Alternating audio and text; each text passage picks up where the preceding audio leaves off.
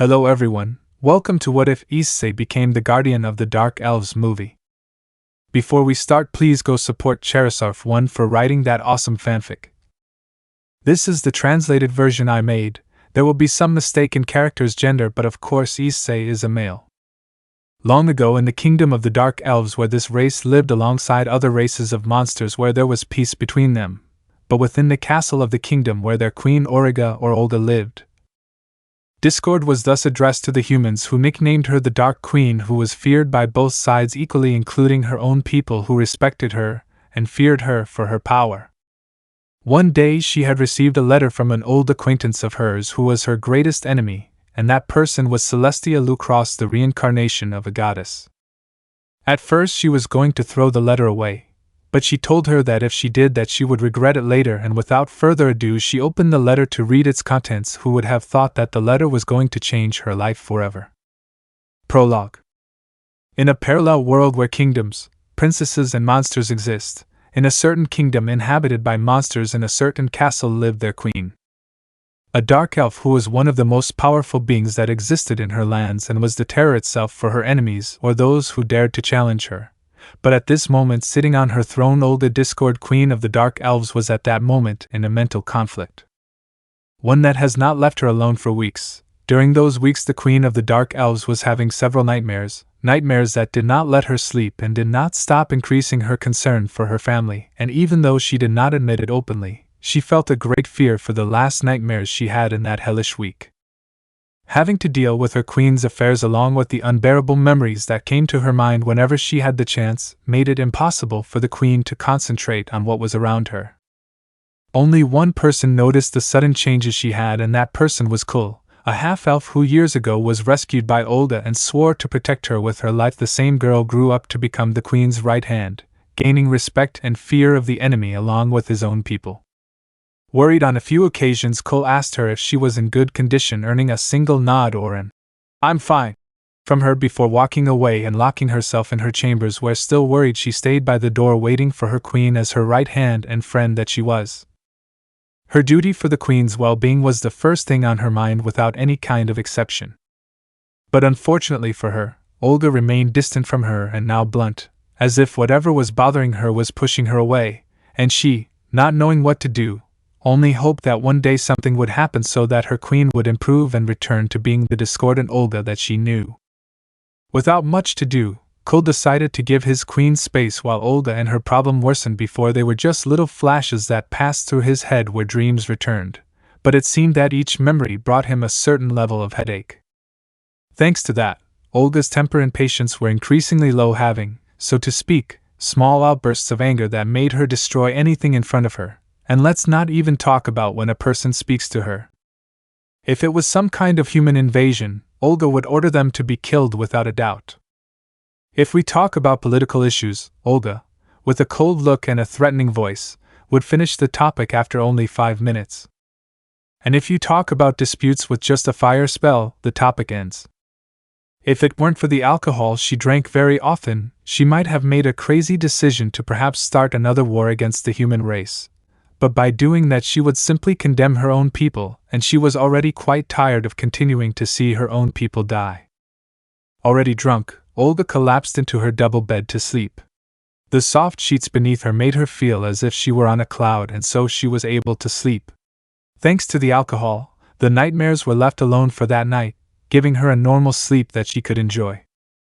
The next day, once again Olga Discordia was on her throne in the palace area. Her gaze was directed at the ceiling while her mind continued to analyze that dream she had last night. A dream where she was seen running for her life through the halls of her castle, being followed by several shadows with an evil smile on their faces. The feeling of fear passed through her entire body and desperation claimed her. From one moment to the next she found herself between a rock and a hard place. On one side were the shadows that were chasing her, and behind her was a great bottomless cliff with no view of its depth.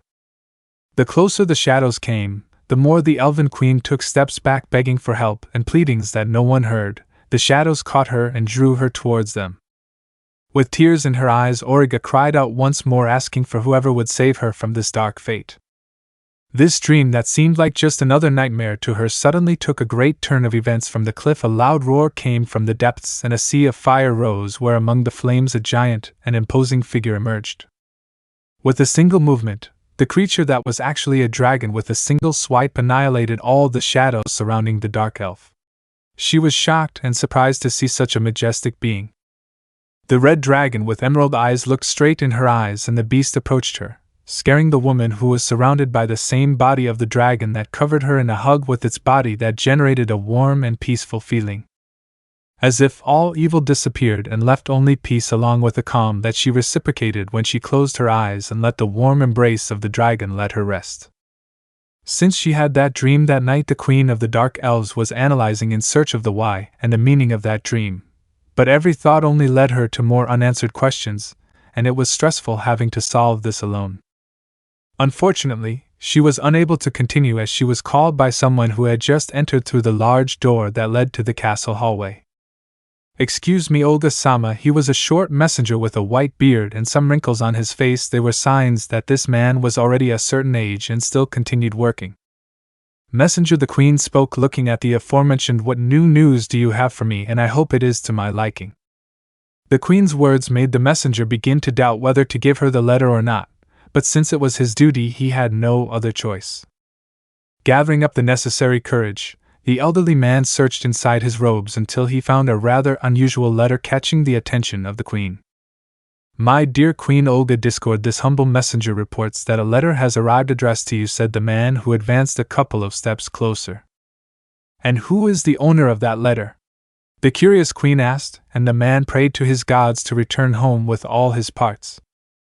"The owner who sent you the letter is swallowing heavily the very reincarnation of the goddess Laurentia, Princess Celestia Lucross," the elderly man finished to his queen, where at that moment everything fell silent. The messenger let his guard down for a moment, which was a bad idea, as his face ended up hitting the floor because the entire throne room was covered by the large amount of magic given off by his queen. Olga was not at all happy to hear the name of the person who was once her friend before being betrayed by her, and the mere idea of receiving something from her made her even angry. Not only did she have to deal with the nightmares that wouldn't leave her alone, now she had to deal with what she knows is from that hitch Celestina.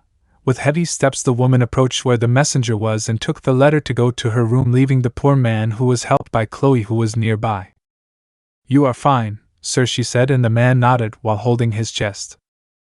"I think it's time for me to retire. If this were to happen again, I don't think I could still be alive," the man said as he left the royal hall, leaving Chloe alone, who only looked where her queen went. "I hope this doesn't end badly," she said as she left the royal room. "I still don't like to admit it. One more war could be the end of our race, and that's something I don't want to see." Ever leaving the place, Chloe decided to go to the training area to forget a strange thing that just happened in the royal room. Olga's room discord. The queen herself arrived at her royal chamber, leaving her staff aside, and the dark elf sat on a chair beside her desk, looking at the unopened letter still retaining its attempted seal. The queen had an internal debate. On one hand, she wanted to destroy that letter because it brought back memories from the past that were just those memories that she wanted not to remember, and on the other hand, there was a possibility that it could help her with her nightmares. But taking things seriously, she knew that if Celestina sent her this letter, it was for a reason, and whether it was good or bad, she only had one way of knowing it, and that was the letter in front of her. Taking the letter with both hands, Olga opened the seal and took out the contents of the letter, which was a note in Celestina's own handwriting. Taking a moment, Olga looked at the first part and began to read. "To Queen Olga Discord, how are you, old friend? It's been centuries since I last saw you in a civilized manner, and without having to raise arms in the middle of a war." Just by reading the first part, Dark Queen began to crumple the letter a little out of anger, but if she wanted an answer, she had to continue reading, and without any other option, she did so. "Well, I know very well that you don't want to hear me talk about the old days after that catastrophe happened several centuries ago. I'd better go straight to the point. By chance, you've had a lot of nightmares lately?" There was what she wanted to know. Even though she was half taken by surprise when she read the last thing, she composed herself and continued reading. She knew that her former friend's gift was to be able to see scenes from the future, and if the future spoke about her, it was better to already have the information. "If so, then what I feared most was approaching. I will not lie to you, what I saw in my vision or what I could see was a complete nightmare. Your people are in danger, and it is possibly the work of an evil that until now has been inactive until that day. Today. My old friend, I know very well that you hate me and I will not ask you to forgive me because I do not deserve it, but I beg you not as the reincarnation of the goddess Laurentia but as an old friend to listen to my warning and the possible solution to this dark destination. It took another minute to assimilate what he read. A dormant evil was about to wake up and the possible extinction of his people was evident, but surely, he read, there was a hope. He hates to admit it, but if that was true then he would have to swallow his pride this time and taking advantage of the help of what was once her friend. Sighing, she turned her gaze to the letter and continued reading its contents. Listen, Olga, according to my vision, your gathering will be attacked by dozens of ferocious wolves, being led by a single man, who is covered by a tunic. The enemy army will little by little destroy your troops and take all the surviving women as slaves before being brutally murdered by the same black dogs that defiled them. No one was saved from its annihilation and your kingdom would fall into ruin, leaving in the end you and your right hand where you loved, ending up being abused mercilessly by the black dogs and also turned into simple toys for the black dogs. The queen was in shock. For the first time she knew that those nightmares were not just that something in them were signs that a horrible fate awaited her family and above all that her best friend Chloe had that fate. If she were weak someone at that moment she would be crying. But since she was the queen tears were not an option, there was a solution, and she hoped that solution was the hope he was looking for and that letter had the answer. That was the vision I had the last few months and your kingdom was not the only one suffering that fate. But that is not important for the moment. A few days later I had that vision again, but with a big change from the previous times. In these there was a being that I thought had become extinct long ago, and that being was a dragon. A dragon, Olga repeated once more, the dream, that dream where she was and that cliff where the said dragon emerged. Perhaps that being was her salvation. Listen carefully, Olga. When that dragon took charge of all the evil that threatened your home, it wasn't the only place he went. The other kingdoms were also saved from the darkness of those black dogs, and it is for that reason that I beg you that when you do what you have to do, please save the other kingdoms from that cruel fate. The last thing I saw in the vision was you next to a human child with brown hair and hazel eyes. I don't know if that has any relationship, but it's the closest I can see. The child and the dragon must be connected. I think, but that's all I know. I hope this helps you, and here I say goodbye. Good luck, Olga. Sincerely, your old friend Celestia Lucross. Olga finally finished reading the letter, and when she did she couldn't help but frown as she read the part about helping the other kingdoms where humans lived. Seriously, Celestia thought that she was going to help the other kingdoms, the same kingdoms that hate their people to death, and sell them as slaves. No, Olga Discord did not plan to help them no matter what. They wanted to finish it off so they can solve their problems. The other topic to talk about was the human child. Perhaps the dragon was connected to them, and if so then the queen herself would have to bring the child to her side to have her defend. Even if she didn't like the idea of having a human child in her castle, it was for the good of her family. The last question was where to look. It was clear that dragons had become extinct many years ago, and no one remembered their existence. But there was only one place she knew where dragons had not become extinct, and she knew well that only in another world could she find the human child and the dragon. Taking her staff once again, Olga Discordia recited words from ancient texts that only she knew. A circle full of runes formed on the floor that began to give off light, and thanks to that, little by little, the place was illuminated by a purple light until it completely covered the body of Olga Discordia, who before them was calm. I just hope that what I'm about to do is the right thing for the sake of my family and for my sake, that this child is the answer and solution to my misfortunes. With that last thought, Olga Discord disappeared from the room, and who knows where she ended up appearing. It was only known that she was not anywhere in Eostia. Chapter 1. Human World. In that world and in that city of Japan called Ko, near a park, there was a group of children playing in the park until very late, where the sky turned orange and most of the group of children left to return to their homes with their families, leaving only 3 children in that place. Okay guys, what do you want to do now? One of the 3 asked curiously, drawing the attention of the other 2.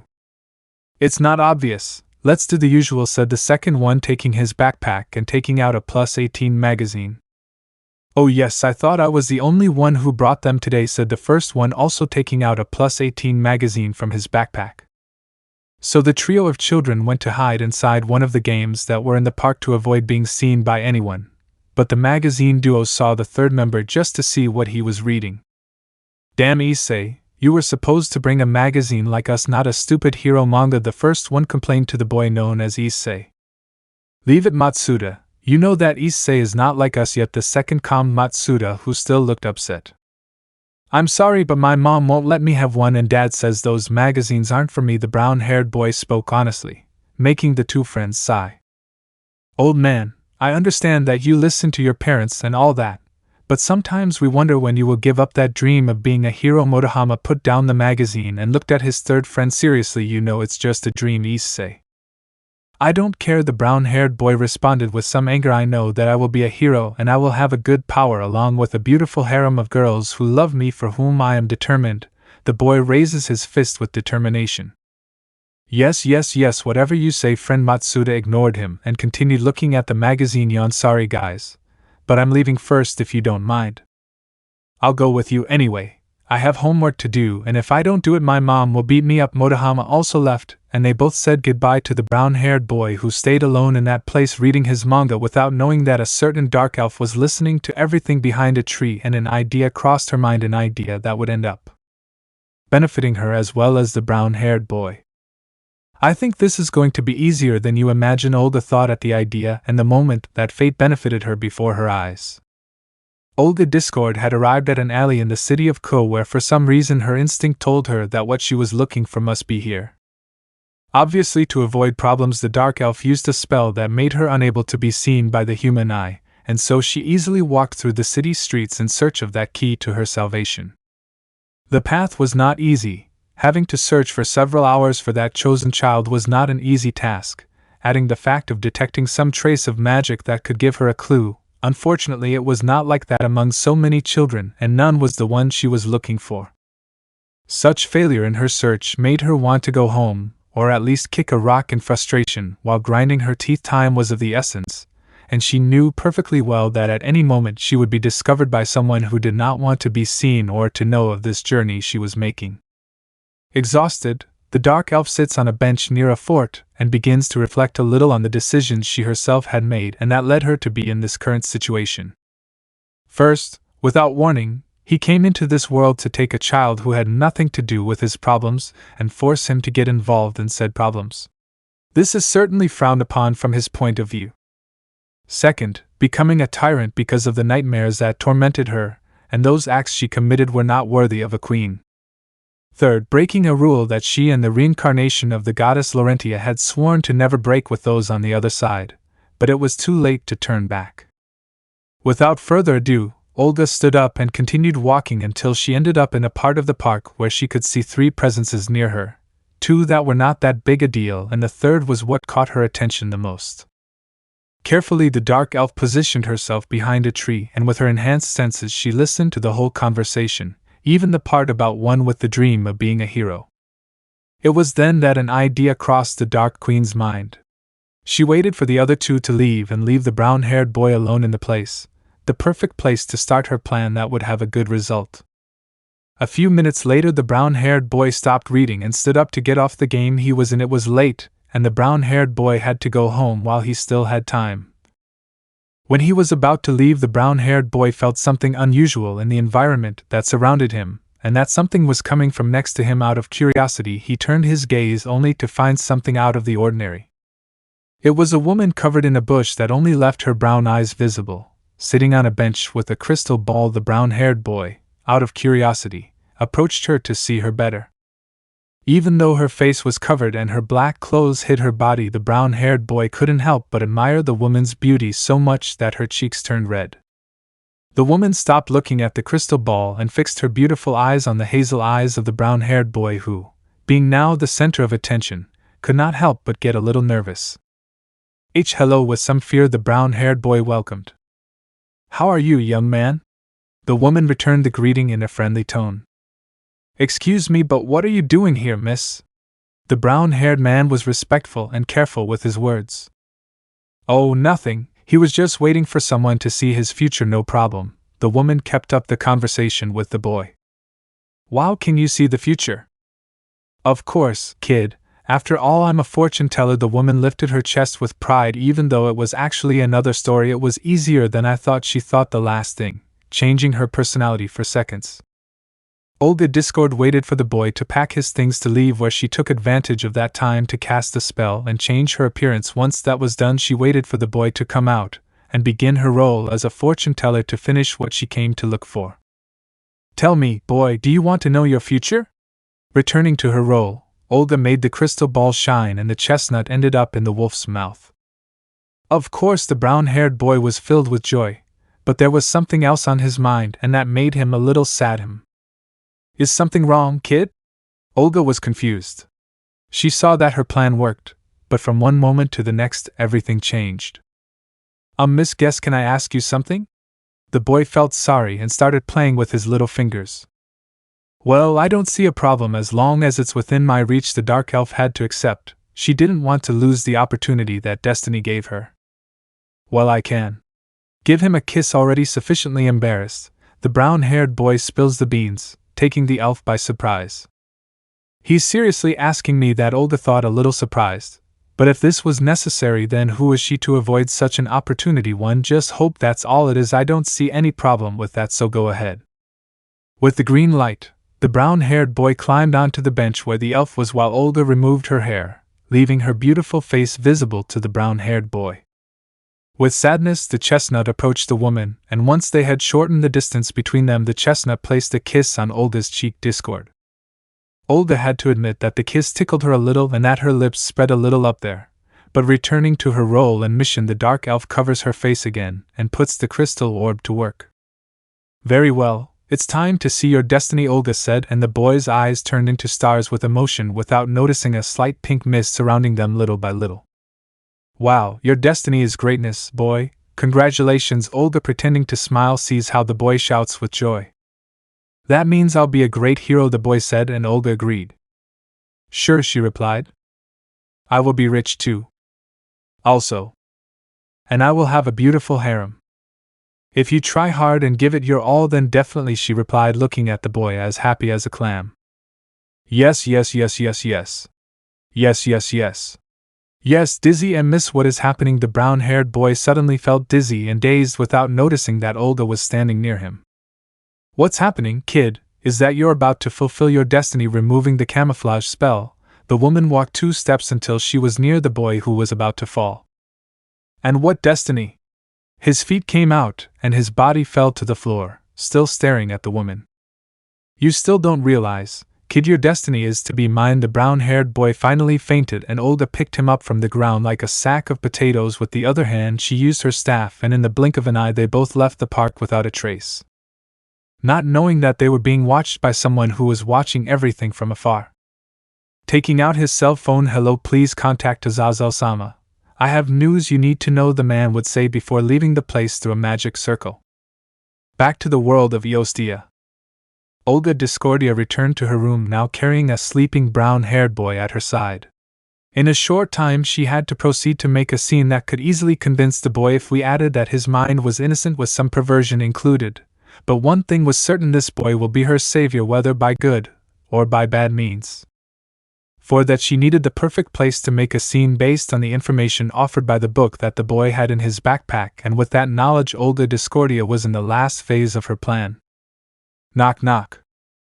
Outside the room in the halls of the Queen's castle was Chloe, who more than an hour ago had arrived at the doors of her queen. Before arriving, the Queen's right hand searched the places where she usually went, but there was no sign of her, and that worried her until she reached the door of the royal bedroom.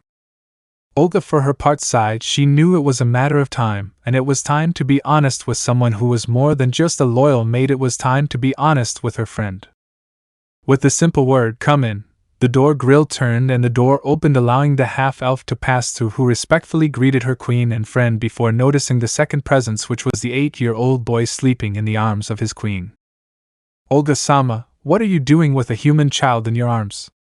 Her reaction was predictable, adding the tone of her voice of surprise and the change of expression to one of rage towards the innocent creature that was sleeping.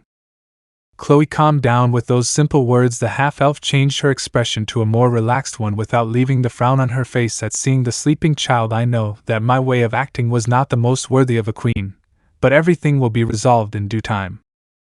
For now, I need to return to my throne. You can tell the servants to leave for today."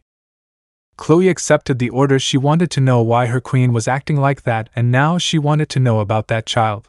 But if she wanted an answer, she had to first fulfill her duty as the queen's right hand, and without saying anything else she left Olga and the sleeping brown-haired boy alone. A few minutes later, Chloe confirmed to Olga that all the servants had retired to their homes for the day, and to make sure, Olga used her senses to see that the only presences inside the castle were her and Chloe. With that concern aside, the dark elf arrived at the throne room with Chloe. The queen left the child on the floor right in front of the great staircase that led to her throne. Making a pair of runes with a magic circle appear on the ground under the chestnut tree, Olga calmly walked to her throne, and once in her place she removed the spell that had the child asleep, and Chloe, like any right-hand woman, stood next to her queen. A few seconds later, the 8-year-old boy with brown hair opened his hazel eyes, and soon after he closed them to shake off the sleep. Once fully awake, the boy could see at a glance that he was no longer in the park with that young lady who, according to the brown-haired boy, was very beautiful. No, right now he was in a dark and gloomy place, two things that a boy like him did not like at all. And even more so when he could see the enormous staircase that led to a throne where a woman with somewhat revealing clothes looked at him without blinking. This look made the innocent child tense, and out of fear he took 2 steps back, being seen by Cole, who remained in his place.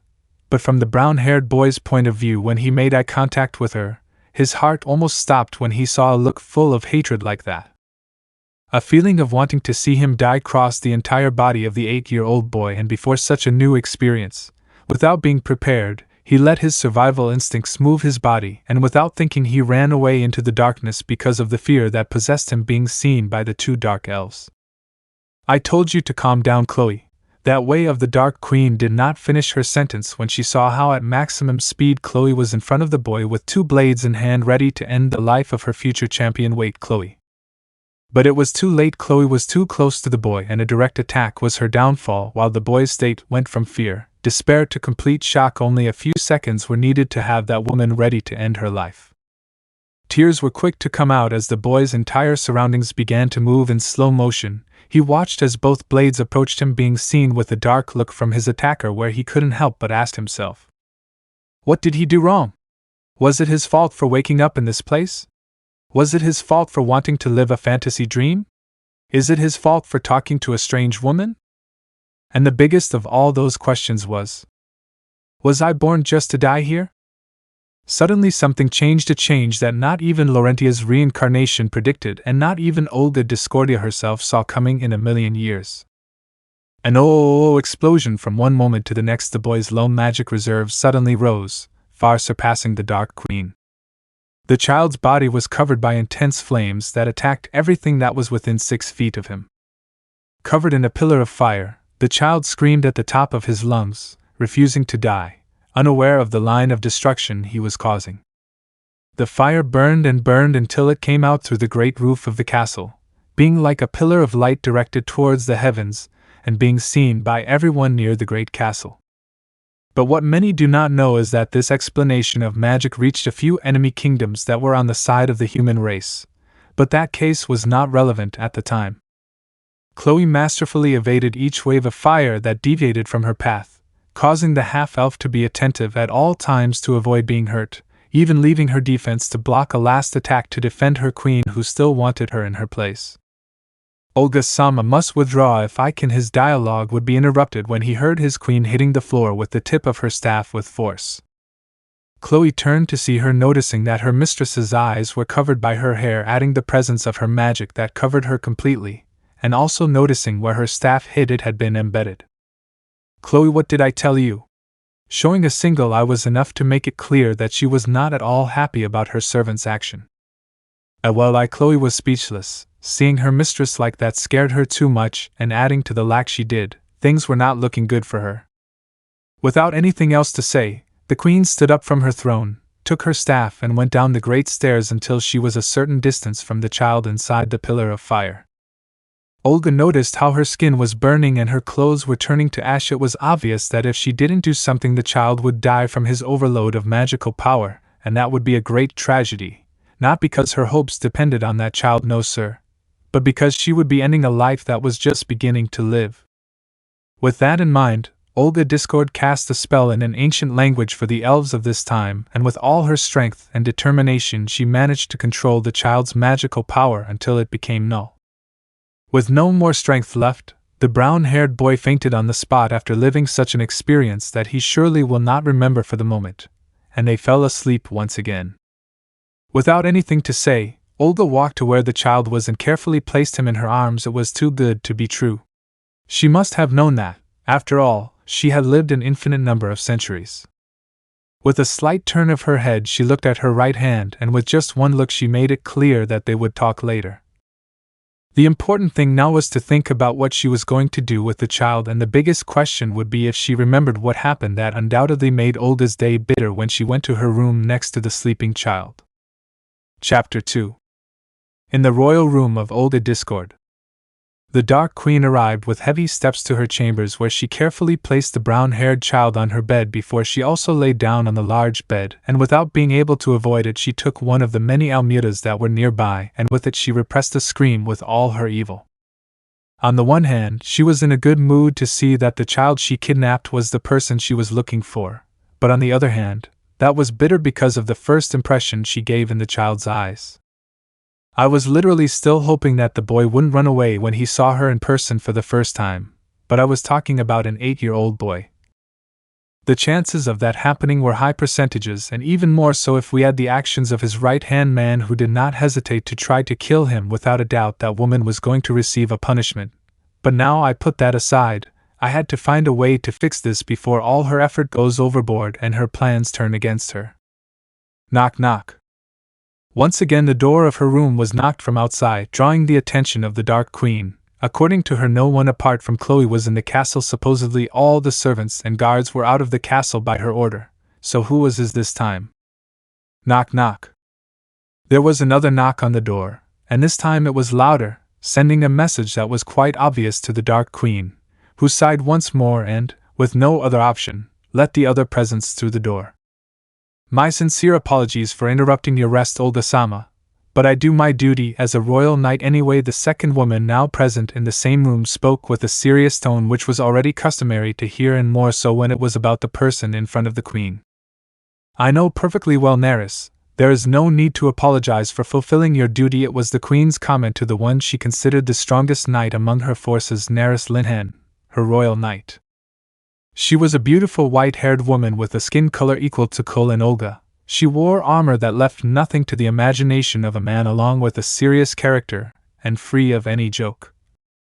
Due to her personality, many feared her for her way of being, especially when it came to war. According to the words of those who fought by her side, that woman became a true berserker when she drew her sword from her sheath in battle, thus earning her position as a royal guard and one of the few people most trusted by the Dark Queen. I appreciate your understanding, Your Majesty, but as your royal guard I need to know about the recent events that occurred in the royal room. Neris spoke firmly, a tone already heard from the queen. She knew what the woman in front of her was like, and she knew that she would not get rid of her so easily, more so when she noticed that the woman's eyes were deviating to a direction where the third person present in the room was. Sighing, Olga got up from her bed, surrounded her and covered the child to avoid the cold, then looked at her royal guard and decided to give him an answer that may not be what she expected, but at least it would be a problem for the Dark Queen tomorrow. Neris, I know you have questions about why I acted and about what happened today. I pause a moment. At the moment I am not in the mood to give you an answer that will kill your curiosity. I simply want you to send a message to the other people I trust the most tomorrow. There is something I have to talk to all of you about. The queen did not hesitate or waver before her words, and without stopping to look directly into the eyes of her royal guard, who already recognized that look from experience. And that conversation you have to do with the human child in your bed, isn't it, my queen? Olga nodded at the knight's question, and Neris just sighed when he saw that he would get nothing this time. Okay, I will call everyone for an important meeting in your name. Is there anything else you want to tell me, my queen? The truth is, Neris, and maybe you'll be too bothered by what I'm going to ask you. A sigh came out of Reina's mouth. She didn't like having to do this to one of her few trusted people, but there was no turning back, and the present is now. Tomorrow I want you to be this human's personal trainer. What? Neris opened his eyes in shock for the first time during the conversation. It's not every day that your queen tells you such a thing, and he didn't see that coming. With all due respect, my queen knows very well how my issue is with children. I know you weren't the best at caring, much less for your serious personality. But as a queen I put my authority anyway. A direct order was Neris' weakness, who only ended up accepting it by clenching his fists in anger. As my queen commands, and if you allow me, I will retire for today to rest. With those last words Neris left, but not before glancing at the sleeping child who had not moved throughout the conversation. I hope that tomorrow I get the answer to all this. Doesn't please me, and that child for some reason has something to do with this. With that thought, Neris disappeared into the enormous corridors of the castle, being one of the few presences inside. Olga sighed once more and sat back. Literally, the thought of having a drink was an unforgettable temptation, but she knew it wasn't time for that. There was one last issue to deal with right now. I know you're not asleep, boy. Stop pretending. Olga reluctantly stood up to see where the sleeping, brown-haired boy was, covered by the sheet she put on him, who now didn't stop moving, not because the boy was restless, but because his body didn't stop shaking with fear. Issei, an 8-year-old boy, was now in a situation that life had never prepared him to face. A few minutes ago, the boy had awakened from his unconsciousness, witnessing the conversation that had taken place between the two elves in the room. While they were talking, the young boy remembered what he had experienced minutes before, causing fear in his body, the cold look of the woman on that throne, adding the second look that was a death from the second woman who was there at that moment.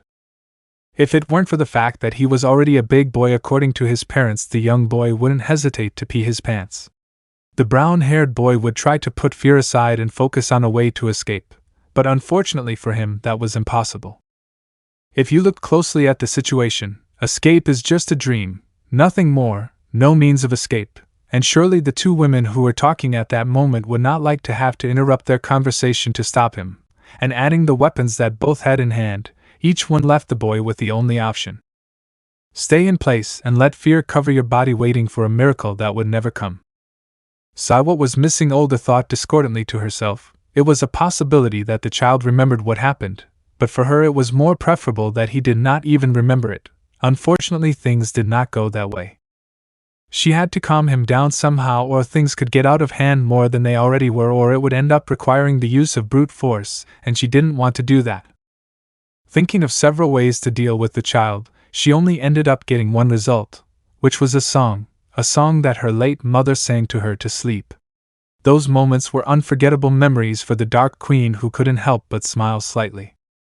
The brown-haired boy, still covered by the sheets, suddenly felt a slight weight on his head. Fearing the worst, he closed his eyes tightly and prepared himself for the worst, which did not happen. In fact, he felt warm, as if all the evil in his body vanished like smoke. Seconds later, her ears were attracted by the sweet voice of the elf who with her heart dedicated a beautiful song that she heard some time ago from the person who mattered most to her. Hero of the heart, stop crying, I will be by your side and they will never hurt you again. While Olga was singing, the chestnut stopped shaking, and without saying anything he took the hand of the elf who was on his head. Your eyes of light crying must not cloud them, come here, my sweet love. No one must separate us now. Olga hummed the melody while the child's eyes became moist, increasing the grip on Elfa's hand, which did not bother him at all. My hero, my love, I don't care about suffering. The brown-haired boy moved out of the savannah until he was sitting to look at the elf in his eyes while she continued singing, like a sun you give me light and warmth to my life. The boy lets tears fall as he approaches to hug the elf, who greets him with beautiful warmth. Come my love, finally. Both embrace each other, moving away for a while all the bad things, thus closing a beautiful song. A few minutes later. You feel better now? The brown-haired boy nodded with his head down as he wiped away the few tears he had left. Yes, thank you for the song. With manners, he thanked the dark elf for his recent actions. Don't worry, it was the least I could do after what happened in the royal room. Sighing again at that memory, Olga Discordia already had a punishment ready for when she sees Chloe tomorrow. Royal room? The boy thought he heard wrong, but he wanted to know what was going on, and he couldn't waste any more time. Excuse me, Miss Elf. Tell me, Olga Discord child. Another thing she forgot was the presentation. It was literally the first thing she had to do, and she didn't do it. How careless, she thought. Well, Miss Olga, can you tell me where I am? Already seeing that question coming, the Dark Queen cleared her throat and looked into the boy's hazel eyes, another straight out of the box lying on the way. Hiya to Issei, you were chosen, pretending a serious tone. Olga takes the boy by surprise, who was impressed when he heard that she knew his name and the other thing too. I was chosen, why? And for what? Wanting an answer, anxiety forced him to ask questions which Olga ignored and continued with the drama. To be the hero of this world, boy, if the child was surprised before, now it was a miracle that he didn't fall head first out of bed. A threat will invade my kingdom and will wipe out many of mine, but according to a vision of the future, a dragon will emerge from the fire and will not save everyone. Olga took both shoulders of the boy and continued, and you, Hayato Issei, are that dragon and the hero who will bring peace to this world. If the brown-haired boy was surprised before, now he was about to faint. The golden opportunity was right before his eyes. The moment he had so longed for was finally coming true. His eyes turned into stars, his hands into fists, his mouth turned into a smile, and without any sign he gave a great leap of victory for such an achievement, all in full view of a Dark Queen who, already relieved, let the boy continue to triumph over his achievement before falling back asleep in bed. It seems that he has not yet fully recovered from the magic explosion, the Queen commented to herself as she pulled the child back to his place in the bed. He is still very young. But if I want to have a guaranteed warrior, it is better that I start tomorrow morning while I take care of the other matter. Without anything else to say, Olga Discord took off her clothes, remaining the same as when she came into the world. With a slight movement of her hand, the lights went out and the dark elf laid her beautiful body down to rest. Already reaching her mental limit, the Queen left her problems of tomorrow behind without knowing that on her desk a small magic circle was formed, leaving a letter with a sign that the Queen of Tomorrow would recognize. While in the other world, in a certain office, there was a certain crowd who sighed from exhaustion. Hours and hours of paperwork were killing him. After all, he took his assistant the day off to spend time with his wife and newborn son. He certainly didn't regret that decision, but when he looked at the towers of paper that covered an entire wall, that decision moved to the regrets section. But leaving that aside, the man of about 40 years of age stood up only to take a bottle along with a glass and take his half-hour break before continuing with his torment. You shouldn't drink at work, Azazel, that will be your punishment, a man commented coming from the door, being ignored by the man. You are not the one to criticize me, Beerus, after all you start with a strong one every morning when you are here, Azazel commented, now looking at his colleague who sighed. Please don't tell Suri, I already have enough problems, Beerus sighed tiredly before taking a glass and pouring himself a drink as well. Something is happening in your paradise, old friend. Azazel, curious as usual, wanted to know more about the subject. This morning my daughter asked me why I couldn't go out to play with the other children, and let's say that it wasn't the best time for her to talk to me about that subject. Beerus remained silent. He took the bottle and poured himself a little more before drinking. You yell at him. You're right, Azazel guessed, and Beerus agreed. Sigh, I told you to let me help you. You know well that all that work is exhausting you, old friend. I know, but I still can't ask you for help, Azazel. Beerus was stubborn, and Azazel knew it. His friend, once he decided something, there was no way to make him change it. I just hope you know what you're doing. Another drink was poured, and Azazel exhaled. Tomorrow I'll have a big deal that has to do with, well, you know, that. What happened now? Beerus, knowing what he meant, asked. Nothing important for now. I just hope this doesn't escalate into a war between worlds. Azazel, with nothing else to drink, puts down the glass and also the piles of papers that were waiting for him. I'll finish this tomorrow, and with your situation, my friend, the only thing I can tell you is to give it your best. Without further conversation, Azazel left, and Beerus finished his drink as well, leaving the office and returning home to apologize to his wife and daughter for what happened, not knowing that later fate would take away from him what he loved most in the world. The next day, hours later. My name is Naris Lihan, and from this day on I will be your teacher. Naris, the royal knight, was now face to face with the guest of honor of her queen, who could not stop looking at her in astonishment. You will be my amazing teacher. The brown-haired boy jumped with excitement, wearing clothes that were different from the one he had before. I hope he's not that much of a crybaby. Naris sighed as she thought she wasn't good with children, and normally they cry when they see her, but it seemed this child was the exception anyway. For now we'll just do some warm-up. start by running 10 laps around the training area, understood? Yes, teacher's excited like a child in a candy store. The brown-haired boy began his training to be a hero, while her teacher brought her hand up to her ear where a rune formed on her palm. I've already distracted him. You can start the meeting. These were the words of Neris, who was in charge of entertaining the child for a short time in another part of the castle. Thank you for your collaboration, Neris, grateful Olga, before turning her attention to the present that she called to talk about the subject that tormented her in her sleep and also the subject of little Issei. Looking at everyone in the room where the people she trusted the most were, who also waited for the queen's words with great patience. My queen, I don't want to be rude, but can we start this please? One of the elves spoke before everyone else, who also wanted to leave because she had other matters to attend to. Her name was Viola Oris, an elf dedicated to fighting in the kingdom's Colosseum, being one of the best 5 and being crowned as one of the few elves to be invincible. Ha ha ha, I'm sure that rush isn't because you want to go to the Colosseum, Viola. If that's the case, then you're very immature, another of those present mocked, eliciting an angry grimace from the aforementioned. Watch your tongue, Elda, you never know when you'll lose, Viola threatened, drawing her weapons. Hee, I like it that way. I'm getting bored of sitting down, Elda said, taking her big axe that was next to her. Elda Ballad was another elf warrior who was fascinated by fighting. If it was a fight where strength was demonstrated, she would undoubtedly be there, participating in a fight where she would win, also titled as invincible for many. Please don't fight, a third voice pleaded, ignored by the other two who were about to clash weapons.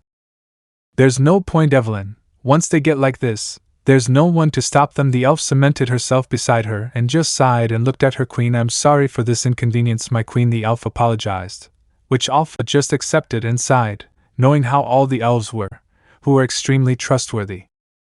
But Delva Evelyn wanted to object, but just like with the other two, she was ignored afterwards.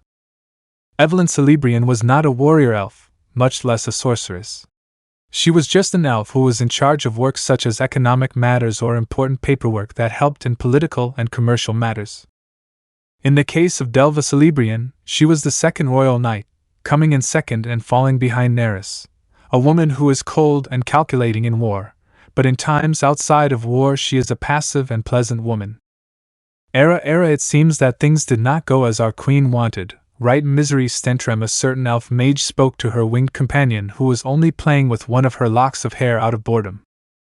I must agree, after all this meeting became a kind of party that you can only see in bars. Dineline, the blonde elf, commented to her companion, the last two being the calmest of those present. Both were elf sorceresses like Olga, only the difference was that their magic was divided into different elements. While Dineline's was through magical artifacts that she created to enhance the use of magic or some element. Misery Stentrum's was more into the dark arts like her queen, only the difference was that if it were a magic fight she would lose against her queen because her magic was a few levels above hers. The meeting began and it was time to say everything she knew and pray that her decisions were not wrong. Taking a breath, Olga Discord stood up and with a light tap of her staff the room fell silent, giving the floor to the queen. Let the meeting begin. With those words the next test for the Dark Queen began. Chapter 3. Silence. That was what reigned in the meeting room at this very moment. Olga Discord started the meeting without expecting anything more, taking all the courage. She told everything she saw in her dreams in the last few months.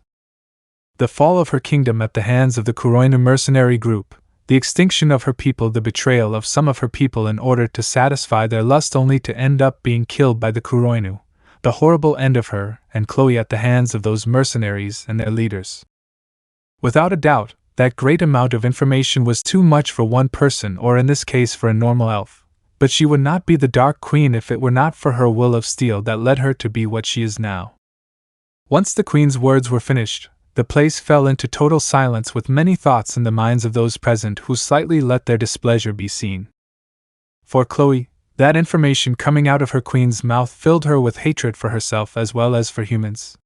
The mere idea of knowing what her queen was suffering hurt her to the point of almost breaking her arm because of the grip she had, but also the fear of knowing that ending. Without a doubt, just imagining such a fate did not stop tormenting her.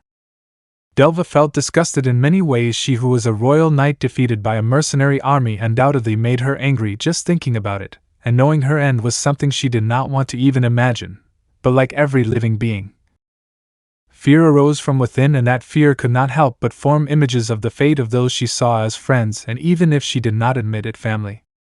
Misery was a serene and calm woman. Almost nothing or no one could take her out of that state of serenity, to the point that such a thing was like a challenge for some.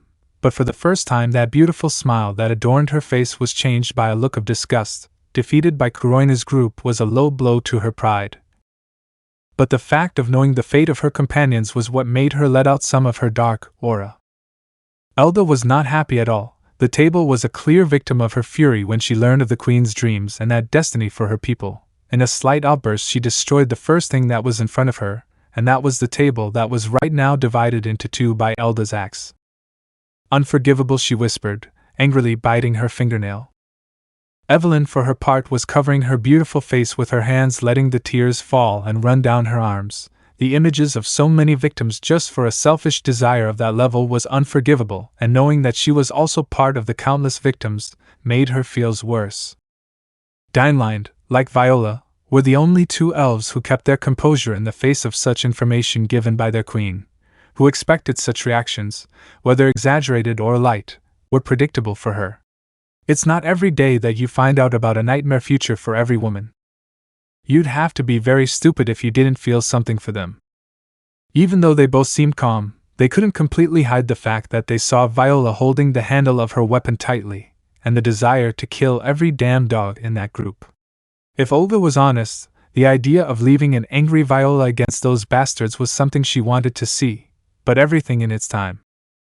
In Deinlein's case, despite keeping her smile and playing lightly with her hands, she made no effort to hide her magical aura that clearly showed her mood, and it wasn't the best of all.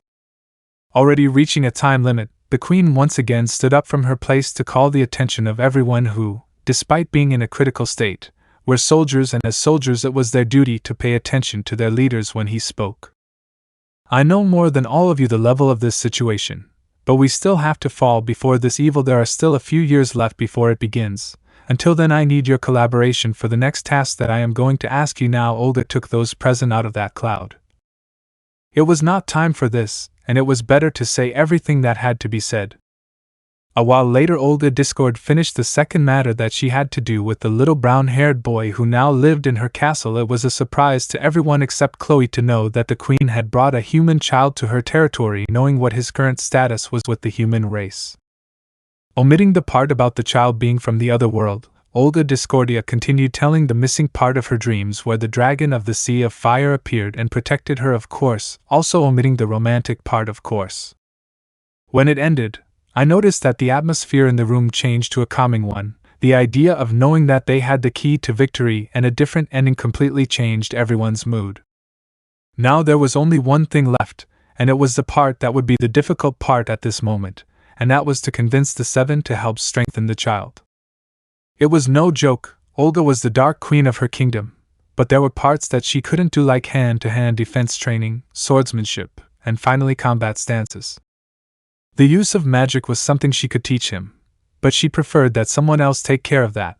Besides, she couldn't forget her duties as queen, and training the child didn't give her enough time to do everything. She needed help, and the women in front of her were her solution. But now a thought that she overlooked crossed her line of thought, and that was, what happened to Neris? It was then that Olga realized too late her mistake. While she was telling what she saw in her nightmares, she did not stop to think how Neris would take such information. When he saw that the rune where the royal knight listened to everything was off, that's when he realized that Neris hadn't heard the second part of the information. Issei, she said the little boy's name with a feeling that she never showed over the years' fear. Without her noticing, one of the seven noticed that change in the queen, and without anyone noticing, she left the room towards where the inevitable was happening. Current moment.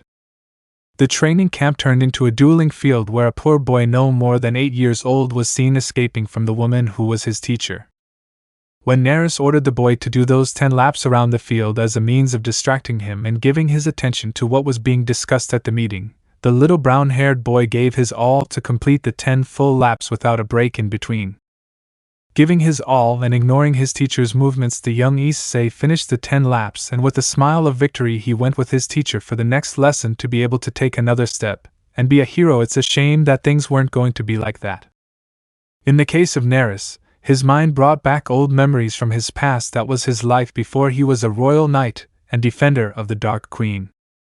Neris did not have a childhood like any other. She was one of the few to know at an early age the misfortunes of war, where she herself had to survive in countless battles until she got to where she was now. The words of his queen when telling those nightmares that she lived made Neris relive those memories, and without being aware her hatred clouded her judgment, without realizing that right now she was going to do something crazy and her victim was that child who was happily approaching her. Little Issei, just a few steps away from reaching his teacher, had a somewhat unusual feeling that warned him of an approaching danger, and his response was clear when he stumbled and avoided the escape cut of a sword. Shock was present in the child's eyes. A stumble saved him from literally losing his head, but that shock turned into terror when he saw the look of his teacher, a look of pure hatred.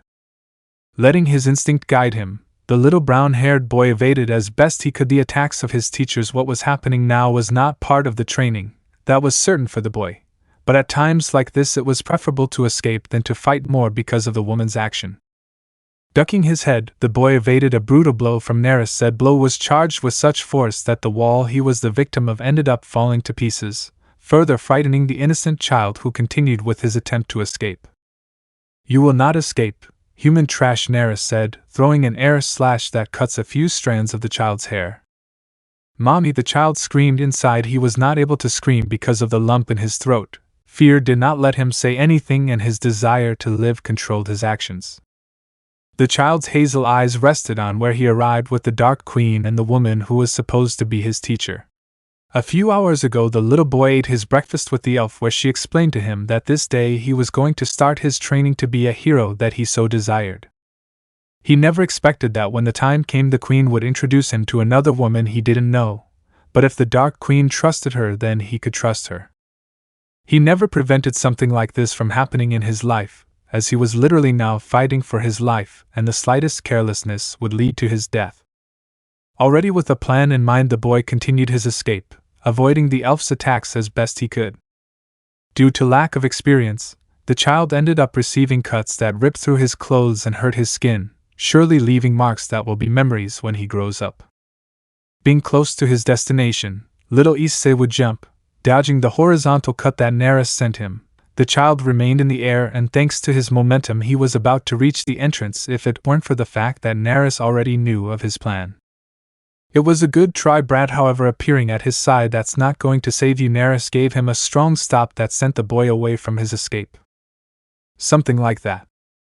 A few seconds were enough for the child's brain to feel the strong impact against the ground, followed by the muscle pain when his body was received by the hard concrete of the wall, where he ended up embedded before falling back to the ground, becoming completely out of combat.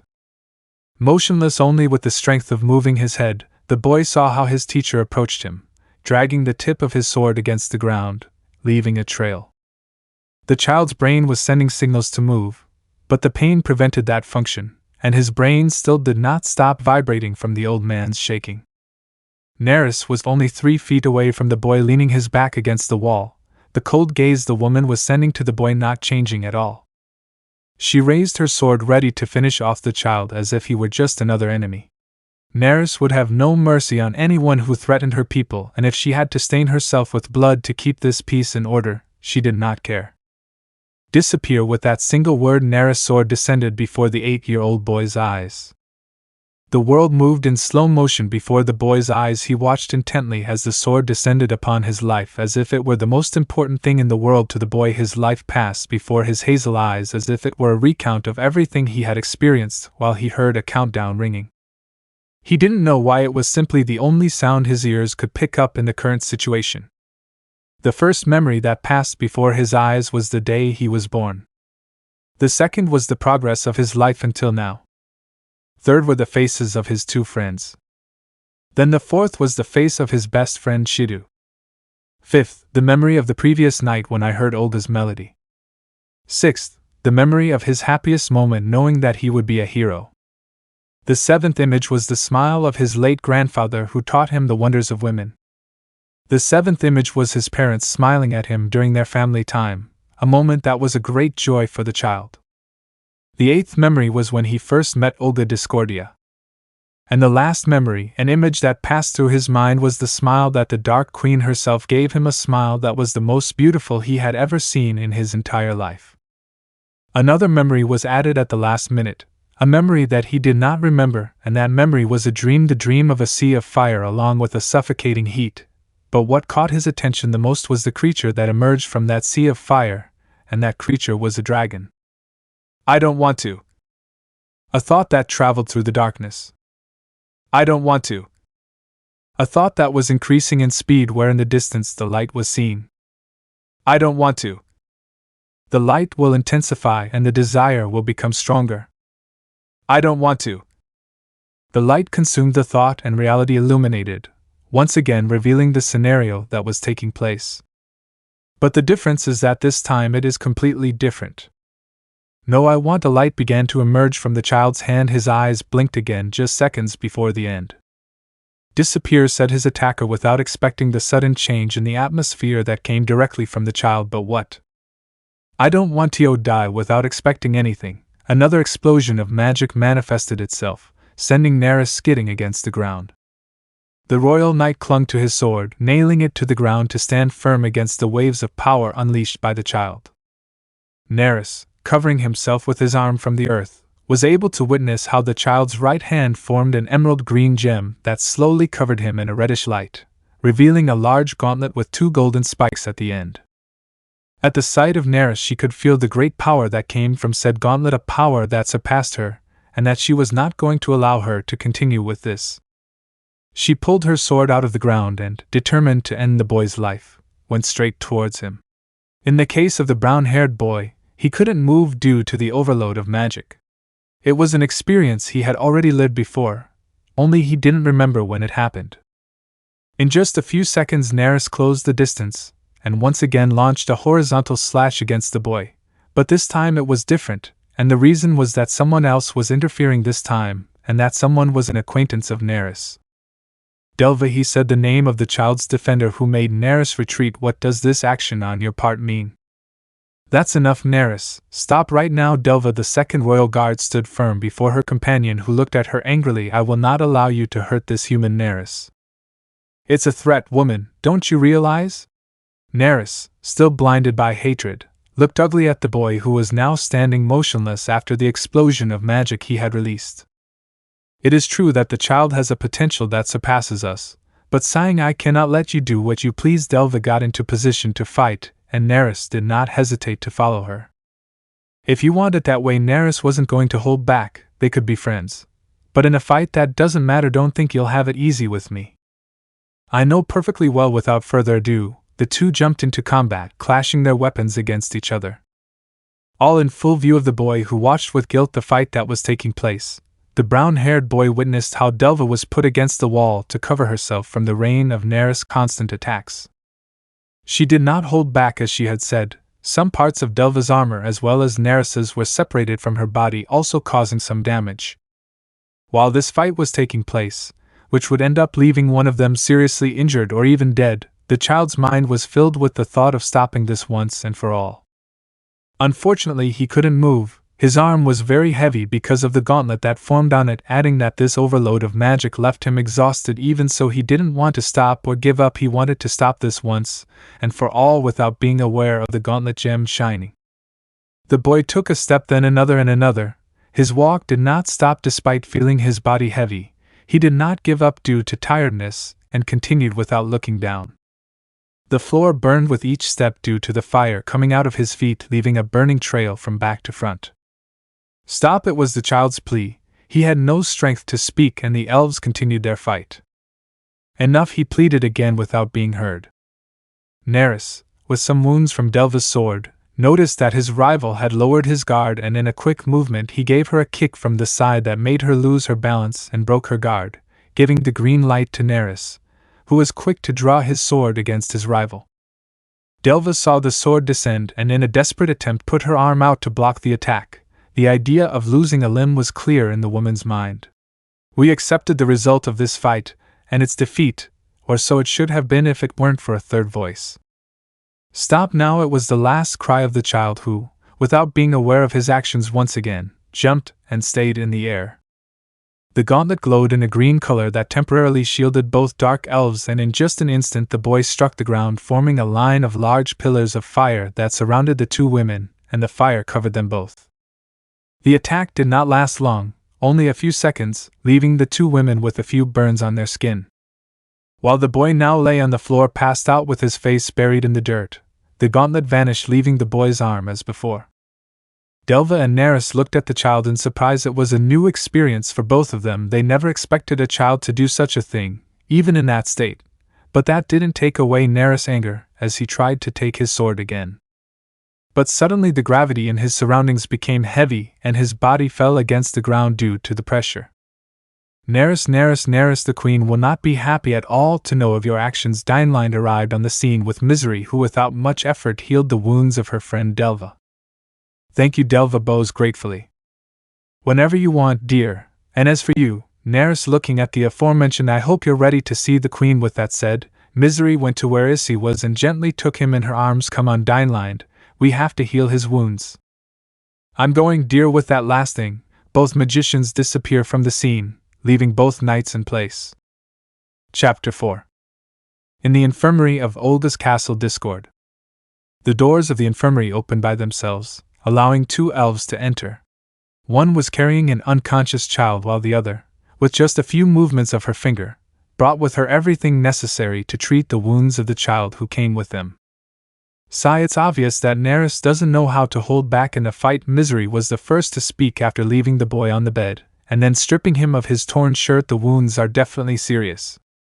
It must have been a miracle for him. No one can withstand a kick from Neris and live to tell the tale. Or at least not look stupid when he aims his head. Deinlein found it somewhat amusing, just remembering that the few survivors of his partner's attacks were undoubtedly the same or worse off. If you're done with your jokes, how about a little help here? Misery was a serene woman, and her friend's comments always made her smile, but this was not the case. There is no need to be like this anymore. Misery taking some objects with him. The treatment began. Let's see, 2 broken ribs and perforated organs. This is something more serious. Any suggestions, Deinlein?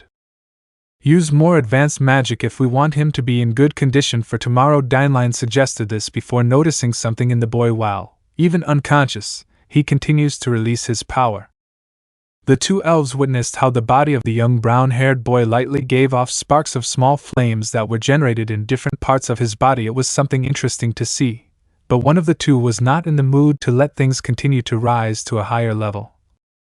So with just a touch of his finger along with some words that came out in whispers, the small flames went out, and a seal was formed on the boy's forehead. Now what's wrong, Misery? As far as I remember, you don't like it. You waste time analyzing. Deinlein's usual tone was always playful, but Misery just sighed when she heard her.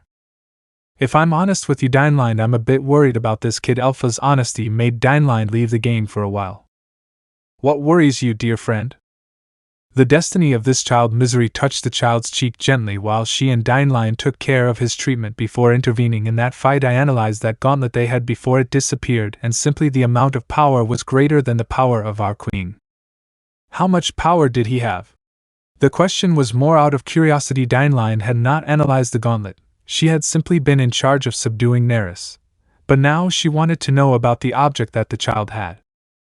His power is equivalent to the same level of a god. It was interesting to know that the child in front of her had a great power that he did not control, and in the wrong hands it could give rise to the birth of a dark being. It is certainly interesting looking at the child. I suppose you must have an idea. I mean, you wouldn't tell me if you didn't have a plan that would be safe for everyone. Or if Deinlein looked at Misery, who just smiles, giving her answer. The seal I put on it is my safe plan, Deinlein. The seal is responsible for subduing the greatest possible amount of magic inside it. Even though now it seems to have a low current level, that gauntlet completely changes everything. It was a waste of analysis for future research, but he was aware of the consequences. Therefore he preferred to ensure everyone's safety before anything else. I suppose that would be enough for now. I wonder what the future holds for this child. Deinlein, being herself, kissed the child's cheeks sweetly. Although the idea of desecrating this child's innocence is certainly something I'm dying to try. Fufu, you know very well that if you do that the queen will punish you, just like Chloe and Neris. Right? Misery, already in high spirits, played for a while with her friend. What can I say? I love games with a smile. Lin and Misery shared a moment of encouragement, while somewhere else a bad time was taking place for two elves. In the throne room. Kneeling in front of the grand staircase leading to the throne where the Dark Queen stood with a cold gaze that she dedicated only to the two women in front of her, and it was clear the Queen was not happy with the actions of both elves. Neris and Chloe were not able to raise their heads. They did not have the courage to face the gaze of their queen, and they knew perfectly well why she was angry. The actions of both were not the most sensitive, and were only directed by the hatred they had in their hearts due to their pasts with humans. Meanwhile, on the queen's throne, the aforementioned only thought about what she should do next. With both women in front of her, it was clear that she could not give them a severe punishment for their actions. On the one hand, they did wrong by stealing the one who would be the salvation of their people in the future, and on the other hand, they did their job as guardians of this kingdom. Simply giving them a punishment would be ridiculous, but at the same time, no. With no other option, she sighed. She breathed slowly to calm her anger and be able to speak in a tone that wouldn't sound like she was about to condemn someone to death, and finally she spoke. You two know perfectly well why we are here, so you better raise your head and face your destiny as guardians of this castle. Her tone was cold but light. It was the most she could achieve with a couple of seconds, but even so, that tone made the two women on their knees tense. Neris and Chloe couldn't help but drop a couple of drops of sweat. The mere idea of receiving the fury of the woman on that throne was unimaginable, to the point of not wanting to obey that order. But as a knight who swore loyalty to Queen Neris, accepting his fate, he gritted his teeth and stood up to stare into the eyes of the queen. Chloe looked at everything from below. She didn't have the same courage as Neris nor the guts to see her queen. The memories of her past came back to her mind, memories that she wanted to forget like a bad dream, and that feeling gave her a bitter taste in her mouth. Her eyes crystallized and tears accumulated in the corners of her eyes. Chloe was afraid of losing the person that she cares about the most in this rotten world, and with the current state she was in now, things could end badly.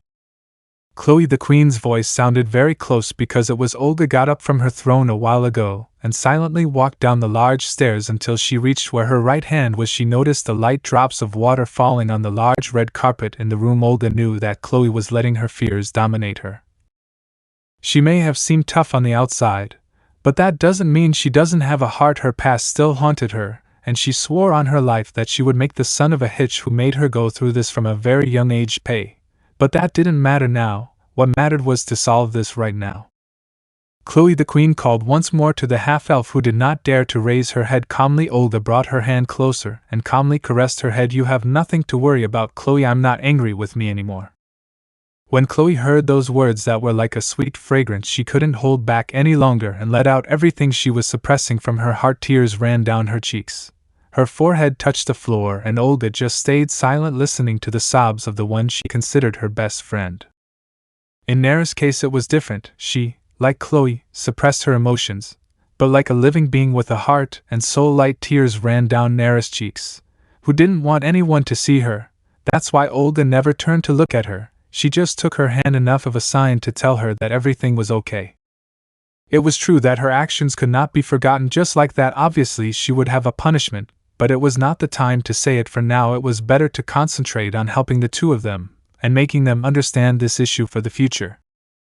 Olga Discordia was someone cold for many, but if it is about people she appreciates, and if they are the closest to her, to see them as family, then that cold personality becomes a completely different one. After just 10 minutes, Chloe stopped crying and stood up, wiping away the remaining tears from the corners of her eyes. While Neris regained his composure and returned to his usual expression that she always had, Olga was already face to face with them and spoke. First of all, this does not take away the fact that they will receive a punishment for their actions against my orders. That is more than clear. A sharp look was directed at the two who tense upon seeing her, and the second is more like an order than a request, and that order is that from now on they will get along with little Issei.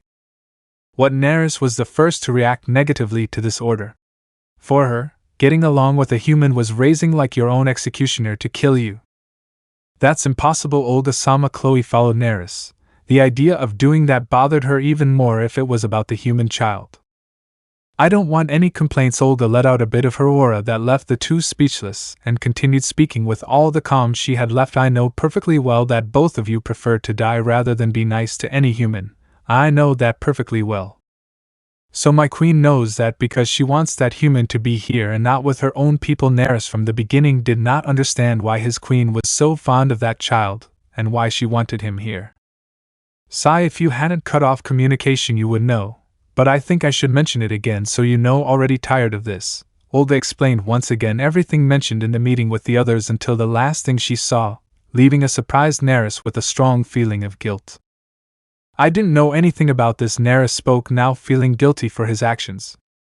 Nerys, if you really feel sorry, apologize to that child, not as an order but because of an idea from a friend, and as for you.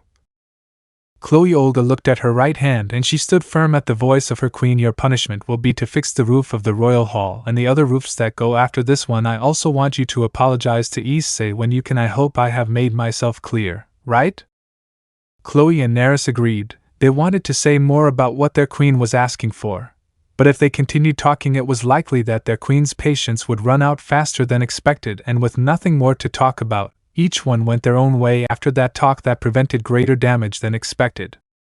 I hope things don't get worse. I doubt I'll be able to keep my sanity if things keep getting worse than I imagine. These were the words of Olga, who couldn't take it anymore, and went to the bathroom to rest her body with a bath without knowing that the seed of perversion began to take root within the heart of a certain chestnut tree.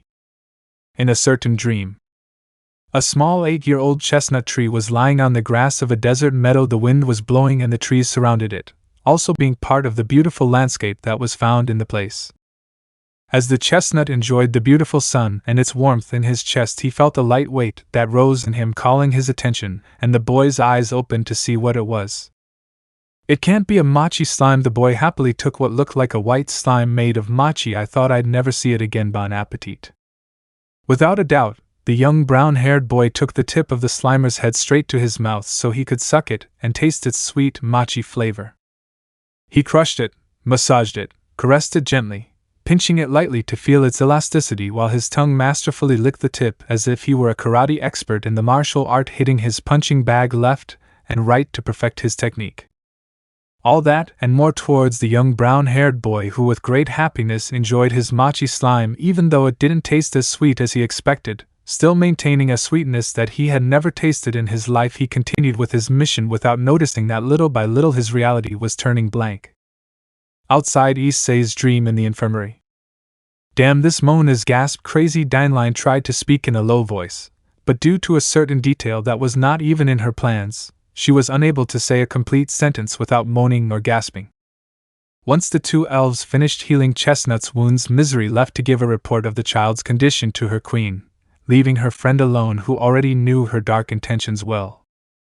She already knew that Dineline was going to play her game with the little boy, and maybe she could have stopped her, but it would simply be a waste of time for her. For Misery, it was better not to be near the crime scene, knowing that her queen would find out about her friend's actions. Only she would be punished, while the blonde quietly became a simple spectator of the scenario formed by her friend's actions. While Dineline once stopped feeling the presence of her friend, she sat on the bed where the brown-haired boy slept, and carefully took him to lay him on her lap and began to play with his hair as if he were a cat. His hair is so soft, and it's quite adorable to see him asleep like that. Dineline was having fun, but then she noticed the boy's mouth slightly open, and that's where an idea crossed her head. Well, technically you're still like a baby, and since you're a baby, mom should feed you, right? With no one near her current location, Dineline removed the only 2 pieces of clothing covering her nipples and carefully approached the sleeping face of the child in her lap. The only thing Dineline didn't expect from the boy was just a slight upward movement of his head. The boy's lips would end up catching one of Dineline's breasts, taking her by surprise and ending the scene that was currently happening right now. Dineline was quite enjoying the act that was happening. Seeing how the boy continued to taste one of her breasts was starting to turn her on to the point of wanting to play with herself while enjoying the delicious tongue massage that the boy was giving her. If anyone were to observe them, they would think that this was not right. But that comment did not give a damn to the elf, and she would simply dismiss it to continue with her space game she had with the child. Already lying on the bed, Dineline took off any clothing she had, leaving the child in her clothes because he clung to her like a koala, his hands held tightly to her chest while unconsciously moving his hands as if it were a massage. These movements of hands and tongue began to have an effect on the elf's body so much that she brought one of her hands to her lower area to calm the tingling that the boy's actions caused along with her heat. With her other hand she played with the boy's brown hair while she gave herself pleasure, even though it wasn't like that. The boy on top of her made her do things she would never do with anyone, whether human or elf. Damn. This boy is unique. Due to the pleasure her thoughts were confused. But the only thing that was clear was that this boy would make her reach climax with just a hand massage and a nipple massage. It was only a matter of seconds. As the pleasure increased, so did her pleasure, to the point of moving her fingers at a speed equal to a whirlpool in a glass of water. Almost nothing would prevent her most pleasurable goal, formed by improvised decisions from a simple joke she was going to make. Unfortunately, this was not the case, and as every beginning has its end, ends have their beginning. Abruptly, the door of the infirmary was opened, revealing a certain elf carrying her usual war axe. "Mind you're here. I need me, O Elda," who entered as if it were her house, stopped dead when she saw what was before her eyes at this moment: a completely naked Dineline with a sleeping brown-haired boy on top of her being fed like a baby. "Now I see you didn't waste your time, perverted magician, ha ha ha." Thanks to the high tone of the Elda, the child left the realm of dreams and woke up, moving his mouth away from the elf's chest, and without even realizing his surroundings he cut his eyes. What happened? I don't remember anything. Only a few seconds were enough for the child to be 100% conscious, and he was the second witness of what was happening right now. Huh? What's going on? Where am I and what's wrong with my pants? Alarmed and confused, the boy looked around for an answer while Dineline looked at the boy's pants. A giggle escaped from his lips as he saw the small mess that had formed. "I see someone is on their way to manhood." The brown-haired boy looks at her confused, but suddenly he is taken by the collar of his shirt and carried like a sack of potatoes. "Ha ha ha ha, well, if you're done with yours, it's time for me to train you." The great master Elda, with an energetic smile, Elda left, taking with her the boy, who was still quite confused, and leaving Dineline alone, who just lay down on the bed. "Damn. And I wanted to climax." Snort. With a snort at the end, the woman put her clothes back on and stood up. "Although now that I think about it, that child took some of my energy without knowing it, and I wasn't aware of it until now either." Now, with her mind back in her place, Dineline began to think of a little theory related to the child. If his current state was basically that of a human child with strength equal to average, and two occasions that a colossal change occurred, that would be a large magic reserve and a strength that would far surpass any S-rank monster, thanks to the gauntlet that the child manifested on the second occasion. And then there is the part of the extraction of magic. Even though it was little, it does not take away the fact that the boy can surpass a god himself if he were to master that weapon and also become someone with a much higher power. Then my theory that this child could be the hope of this kingdom would not be out of place at all. That explains why the queen loves him so much. A sigh left her lips. The mere thought of thinking all that tired her. "I'd better tell Misery tomorrow for sure. She will think of a solution. For now, I just want to go to my room and finish what was happening." In this room, with that in mind, the elf left, leaving today's problems for tomorrow. Chapter 5. In the castle bathroom. Olga Discordia was lying in a tub full of hot water, enjoying her moment of peace and leaving aside for a few moments all the obstacles she had to go through to make the chosen child evolve and improve for what was to come in the following years. Thanks to the actions of Neris and Chloe, the queen herself knew that the child would enter a state of doubt about whether to continue with this or not. Sending him back was not optional for her. There were always doubts about what would happen if the child decided to return home. That thought alone left her frozen. She couldn't allow it, and she wasn't going to accept that option. If she had to fight to keep the child, so be it. Her kingdom was at stake, and at no time was she going to give in. The only question the queen still couldn't answer was how to make the child stay by her side. There had to be a way, but which one? Unaware of her surroundings, another presence joined the sweet bath of the queen, who only fixed her gaze on the second presence that was now at her side. "Something happened while I was away." Misery. Olga's gaze went straight to the blonde elf, who was enjoying the warmth of the water. Misery, knowing where her queen was, to relax she simply took off her clothes, remaining completely naked, and without warning she entered the sweet bath next to her queen, who fixed her gaze on her while the blonde stretched a little. "There is not much to say, Olga-sama. The little one is in good condition, and Dineline is taking care of him in the infirmary." Closing his eyes and lying down in the warm waters, Misery handed him a paper protected by a magical barrier to prevent it from getting wet. "What is this?" Olga took the paper that the blonde gave her and looked at it.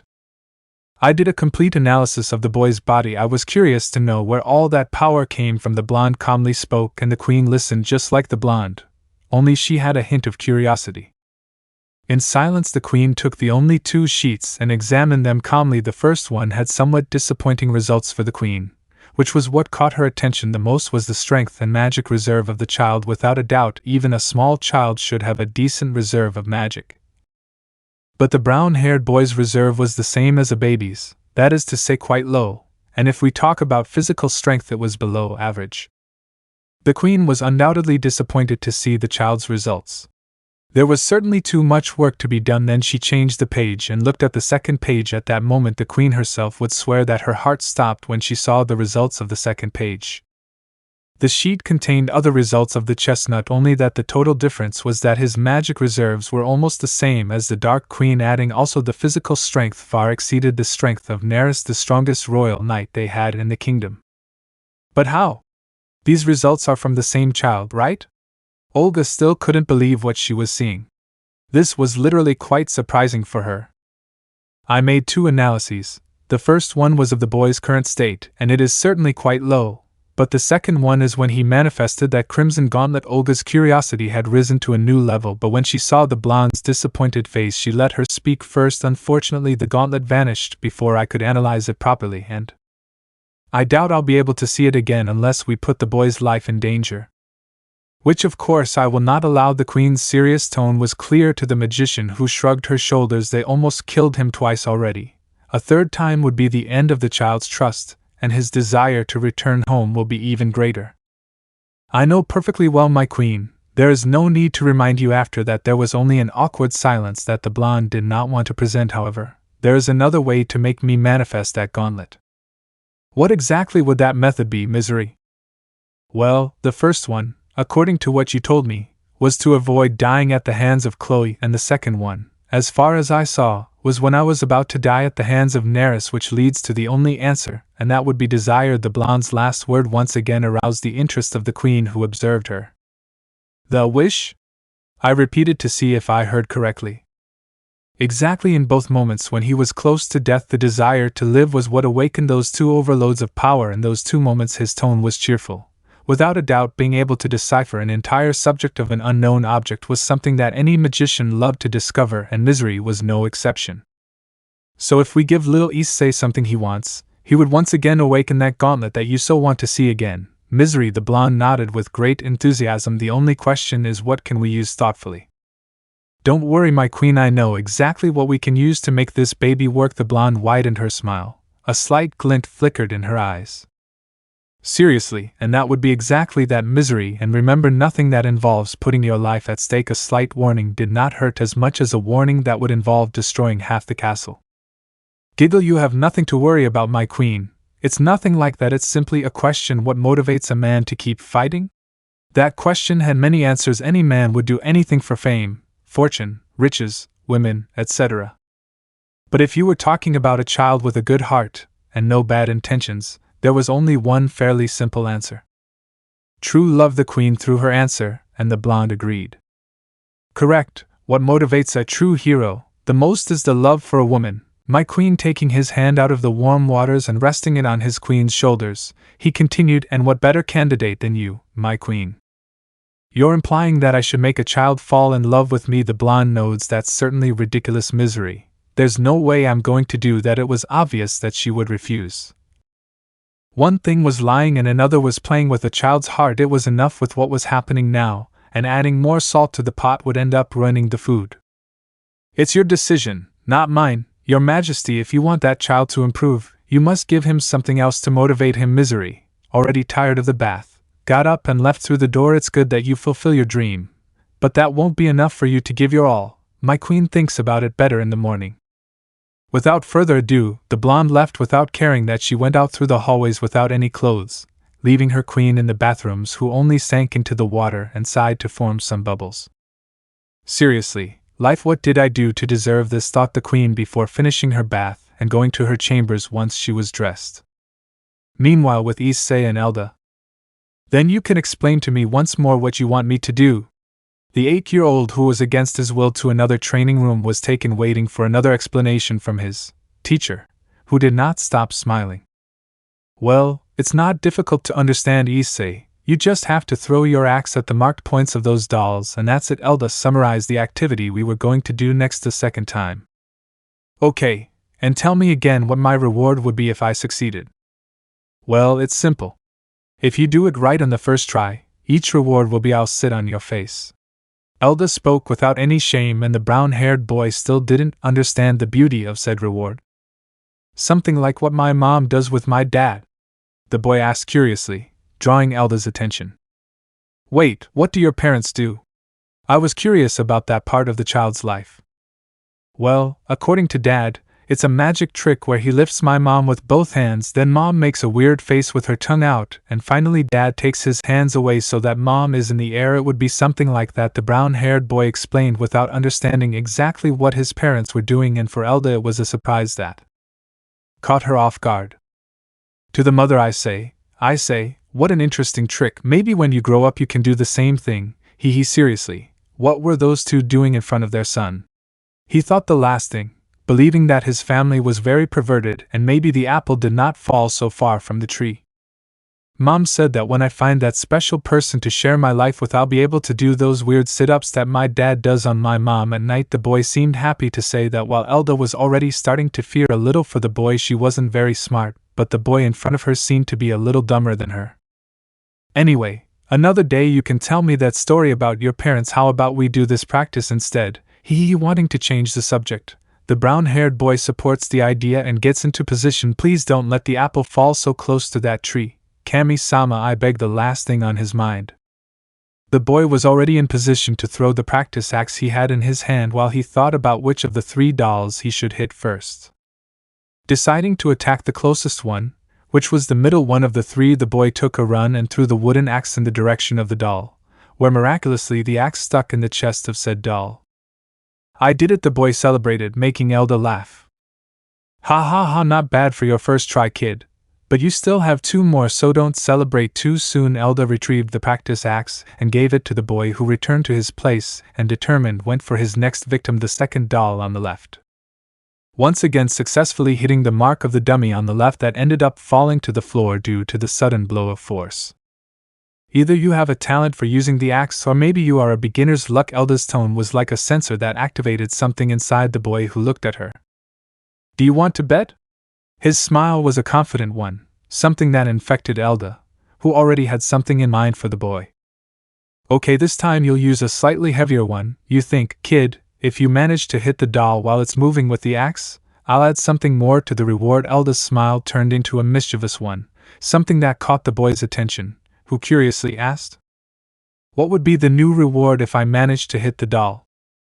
Well, you're a boy and I see that you're very curious, so you'll have the privilege that no other man can have. Elda continued talking while her hands untied the knot of her swimsuit, creating a somewhat more erotic pose in front of the boy, and continued, you'll have the honor of seeing without clothes. What do you say? Issei is interested in the bet. Unconsciously, the boy's hands gripped the handle of the new axe he held in his hand more tightly. It was heavy, but not so much that the boy could not hold it steady. Okay, Elda. The boy was determined not by the reward of the elf, although deep down he was, but rather determined to show his skills in front of a beautiful woman, things that only one can learn by having a rather perverted grandfather and father. Already in position to throw, the child quickly grabs and fixes his gaze on the last doll, now raised in the air by a rope, adding the side-to-side movement of this one by Elda to give it a better novice challenge. Good luck, Issei, his teacher encouraged him, and the boy appreciated him as a good student. Well, take this. With all his strength the boy threw the axe in the direction of the doll, exciting that young man who thought he could have hit him. Unfortunately, things didn't turn out that way. The axe lost strength halfway and ended up hitting the ground, remaining stuck in the rocky ground, being the only witnesses of such an event where the reactions were different. In Elda's case it was simply a snort. She already knew that it was not going to be achieved, but she wanted to raise the boy's spirits after going through everything that was terrifying for a child. But in Issei's case it was different. More than disappointment, it was anger at seeing how he was not strong enough, remembering those 2 experiences where his life was in danger, and he could do nothing but run away because he was weak. Being weak was tiring him, there was a limit to everything, and this had already crossed his line to the point that the same child clenched his teeth, and without being aware of what he was doing, he let out his lack of control once again. "Hey, I see, it's okay, you can go back," and his words were interrupted when the boy released a great source of power that put her on alert. "Issei, calm down." The boy did not listen to her, and the seal on his forehead was destroyed, releasing an overload that fortunately was not like the first two. In fact, this one seemed to be more controlled. "Take this." The boy jumped, and his eyes turned white. Behind his neck the fire emerged, and from his mouth a strong flame manifested that hit only the doll that was still in the air, turning completely into ashes. Only a few seconds later the fire on the back of the child's neck was extinguished, and his tired body fell to the floor while his breathing was forced. What was that? Elda was upset. She thought the boy was going to explode because of her, something that luckily didn't happen. "You are aware of what you just did, right?" "Right." "No, I don't know." Gasp. "What happened?" Gasp. Without understanding what had happened, the only memory he had was of the moment where he screamed and jumped, but up to that point there was no more memory in his mind. "Seriously, you don't remember anything at all?" I saw the boy nod, and Elda was stunned by that. How was it possible that someone didn't remember their most recent action? But maybe it should be left like that, and that's it. "Well, if you say so. But tell me one thing, kid, are you ready?" "Ready?" Ready for what? The boy could not say any other prayer, as he was a prisoner of the two rear mountains of Elda. "Maybe you won't fulfill the bet," moaned, but gasp, "a bet is a bet, so enjoy." Elda rewarded the young man, who stopped fighting and accepted his due reward from his teacher. "It's soft, also firm, they're perfect." A line of thought from the brown-haired boy. The lack of oxygen made him aware of the comfort of having his face between the soft and firm buttocks of the elf. "I have experienced misfortunes twice, but as they say, the third time is the charm, and this was the third time," adding that this reward was quite satisfactory even though the child was not aware of it. He raised his hands up, and without thinking he squeezed the fleshy mounds that held him prisoner. It was impossible not to resist the desire to touch, and like a curious child he let his hands take their path. Elda felt the boy's hands, and the sensation they gave was pleasant to the point of letting a little more weight fall on the boy's face, who did not complain. "It was only going to be a minute, but I want to see how far this pleasure can go," and her hands are, how to say it, magical without being aware of what she was doing. Elda moved back and forth on the boy's face while enjoying the pleasure. As the minutes passed, the boy's consciousness faded to the point of literally falling asleep with his hands still on Elda's back mounds, while the aforementioned, without realizing anything, just continued with her thing.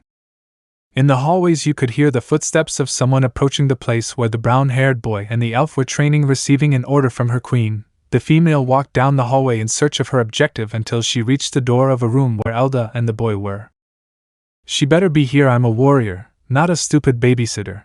Taking care of Elda is enough." Annoyed, and without waiting for an answer, the elf opened the door to go inside. "Elda is here." Viola. Elda at maximum speed arranged her clothes to avoid being seen in a bad way by her partner. "How are you? What brings you here?" Trying to sound normal and avoid sweating, Elda was firm and careful not to fall. "I was looking for you, idiot. And where is the human child?" "By order of the queen, I have to take him to his room." Although the elf seemed upset, it was not really because of the child's issue, but rather because of a discomfort in her body. "Whatever, is he here or not?"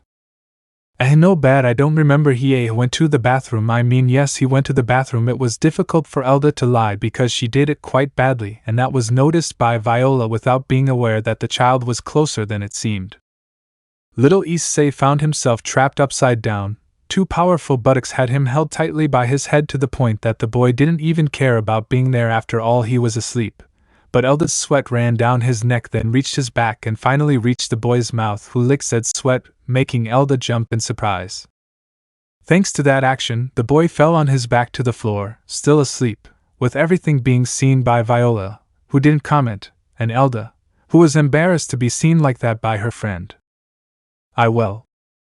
Let's just pretend that this never happened, and that's it." Viola didn't want to humiliate herself any more than her friend humiliated herself, and without further ado she took the child and left. "Please take a bath before going to sleep." "Yes, Viola." And so Elda saw her friend leave, and once her friend was far away she let out a shriek of embarrassment. "Damn, what happened to me? I'm not that perverted. Maybe it's because I like children." "No, that's impossible." At the end of it all, Elda stayed for a full hour fighting with herself on the subject while Viola arrived at her queen's empty chambers. left the child in bed and retired to go to sleep in peace, hoping that her muscle discomfort would disappear the next day. Chapter 6. The presence of the Dark Queen was present in her chambers, where the only presence there was now completely asleep and tucked in for better comfort, and the sweet pleasure of dreaming beautiful things, and also to be unlucky if you happened to wake up with the flagpole raised or simply wet the bed. But that didn't matter now. The Queen, seeing the child, knew easily that her order was fulfilled, bringing a smile to the Queen, who changed her clothes into more comfortable ones. Stripped of her usual clothing, the dark elf looked at herself in the full-length mirror that was inside her room. Looking closely at her figure, the Queen felt a hint of pride when she saw how over the years her good physique had never improved. Any man would kill for just one night with her, and the Queen knew it perfectly. Despite the fact that the other elves in her circle of trust were beautiful and had good attributes, she was superior in several points that favored her. Without a doubt, she would make anyone fall in love with her if she wanted to, and that was how in moments the memory of the conversation she had with Misery in the bathroom passed, and her words resonated in her ears. What most motivates a true hero is the love for a woman, and what better candidate than you, my queen? Olga shook her head, letting the strands of her long hair gently caress her dark skin. Sighing, she decided to get dressed better. The fact that she was naked made her remember that conversation and that idea that, unfortunately for her, her mind had in mind. She might be a cold and calculating queen in the eyes of her subjects who respected and feared her at the same time, but she was still a being with feelings and a heart. The mere idea of playing with a heart was unacceptable to her, and would always end badly. What would happen if he found out that everything was a lie? Could his heart bear it? And obviously not. He was a child, therefore a novice in love. But what would happen if she ended up falling in love with him? An elf who has lived for a century with someone who is just starting her life would be frowned upon. She never cared how others looked at her. She would look for someone to be with regardless of anyone's opinion. But what if she was wrong? She didn't have the ability to see the future, and if she did, she could at least find a solution that wouldn't have to involve a child. But those problems had already exhausted her more than she was already, and she simply wanted to sleep and stop thinking about this love issue. Although when he rested his hand on his desk he felt something more than just the wood, something that caught his attention, and that was a letter in a black envelope with gold lines. Looking for something to distract herself, the Queen took the letter with the envelope and opened it to read its contents. At that moment her patience had reached its limit. You have to be kidding, right? Completely forgetting about the child in her bed, the elf let out a good percentage of her aura, causing the child's sweet dreams to become heavy. The environment was tense due to the dark aura that Olga gave off. The letter was the cause of her anger and annoyance, along with the written handwriting that she recognized perfectly, adding what irritated her the most was the stamp near a corner of the letter. Damned crow, he cursed that person without caring about the multiple scenes that went through his head with intentions of killing the aforementioned. But at the end of all that, a small voice brought her out of her bitter state to return to her normal state. Olga-sama is back. The voice of a sleepy child brought the elf back to reality as she turned to look at him. Oh, I see, I'm sorry I woke you up. The woman calmed down and approached where he was obviously already dressed. No, I just felt like you were having a bad time, said the boy while rubbing his eyes. Bad time? Dark Queen did not understand what he meant, and the boy decided to explain it to her instead. Sorry is a phrase that Sans, a character from a video game, says. It's very funny as long as you don't make him angry or hurt his brother. He leaving a giggle at the end. The boy gave him a smile to cheer up the Queen, which worked even though she didn't understand what he was talking about. Well, leaving that aside, how about you go back to sleep? The Queen gently pushed the child back into bed to tuck him in. I will only sleep if you sleep too, Olga-sama. The boy set the condition, and the Queen laughed. Era, and you think you are in a position to ask for something. Remember that I am the adult here. And without expecting what happened at that moment, the Queen ended up lying on a large bed. You are the adult, but I am the child, worried about your well-being, the child above her commented, leaving both arms on the sides of the Queen's head, now surprised. Only 5 seconds were enough to tip the whole situation they were in. Olga, who was sitting on her bed at first, was in those seconds attracted by the force of the boy, who laid her down on her bed and got on top of her to prevent her from getting up. Still surprised, the woman looked at the child straight in her eyes, without either of them realizing that they both stayed like that for a long time. As if the world didn't matter at all, just them and the strange sensation in their chest that made them feel a warmth that the two of them had never felt before. The brown-haired boy's cheeks turned red because several minutes had passed and neither of them had said anything. Adding to this, sleep was winning over the boy who, by sheer force of will, was still awake, but even so, he already wanted to go to sleep and thought of a unique way to cut all this short. Issei didn't remember badly. His parents always had a routine that should never be missed, and that was their goodnight kiss. Even though he never practiced it, he could remember a little of how they did it, and that was the only thing the boy could think of all. He gathered his courage, and without warning claimed the lips of his now queen, who couldn't help but open her eyes wide even more when she felt an asshole in her mouth. This using the tongue to her surprise, the boy not only explored every corner of his mouth but also pleased his tongue, causing the elf's body to heat up. According to the memories that little Issei could remember, his sweet mother gave him her goodnight kiss on his forehead, and before the child's eyes claimed their rest he witnessed how mommy and daddy gave each other passionate love before the door closed. So with all that learned from the many kiss scenes he saw, the young man used that knowledge to his advantage, leaving a queen completely pleased and in shock to see that her first kiss was one with a lot of passion. Once the kiss ended, the boy separated from the woman's lips and sleep claimed him, leaving the boy to end up asleep on the elf, who never blinked from the shock. And that was an experience that the Dark Queen was never prepared for, nor did her years of existence prepare her for such a sweet and, above all, passionate and loving experience. The next day, the Dark Queen woke up from her sleep. Fortunately for her, the nightmares did not appear that night. Maybe it is because she can finally rest knowing that her salvation is in her hands, or maybe it is because her mind did not allow her to forget that kiss that was the first of her entire life. The Queen has never been interested in a romantic relationship since she can remember. Her only goal at that time was to annihilate humans. But with time comes maturity, and thanks to many good and bad experiences in her life, she was forged into the queen she is now in these times. With the mood for a restful sleep, the queen got up from her comfortable bed and began to put on her usual clothes that she wore. As usual, she let out a sigh knowing that after having her breakfast she had to attend a certain meeting with people that she didn't want to see again, or else not see a certain raven that was trying her patience. While the queen continued with her thing, an event that should have occurred much later was being carried out from the child's subconscious, but the moments that had occurred until now had caused that event to occur earlier than expected. Chestnut subconscious. At this moment, a certain chestnut tree could be clearly seen on the back of a certain dragon that was walking above a sea of fire that was burning intensely. A few moments before, the child had woken up in a complete void, with only his echo as his only companion, until the fire awoke from nowhere, and from said fire a dragon tree emerged from it in all its glory. His emerald eyes made contact with the hazel eyes of the child, who with just that look showed how impressed he was by the presence of the dragon in front of him. "So you're my new partner, huh?" His voice made the boy's ears ring, who covered them with his hands to soften the dragon's loud voice. "Not bad, you have potential as far as I can see." Before continuing, I saw that this is the Drade from the 11 Vol DxD manga.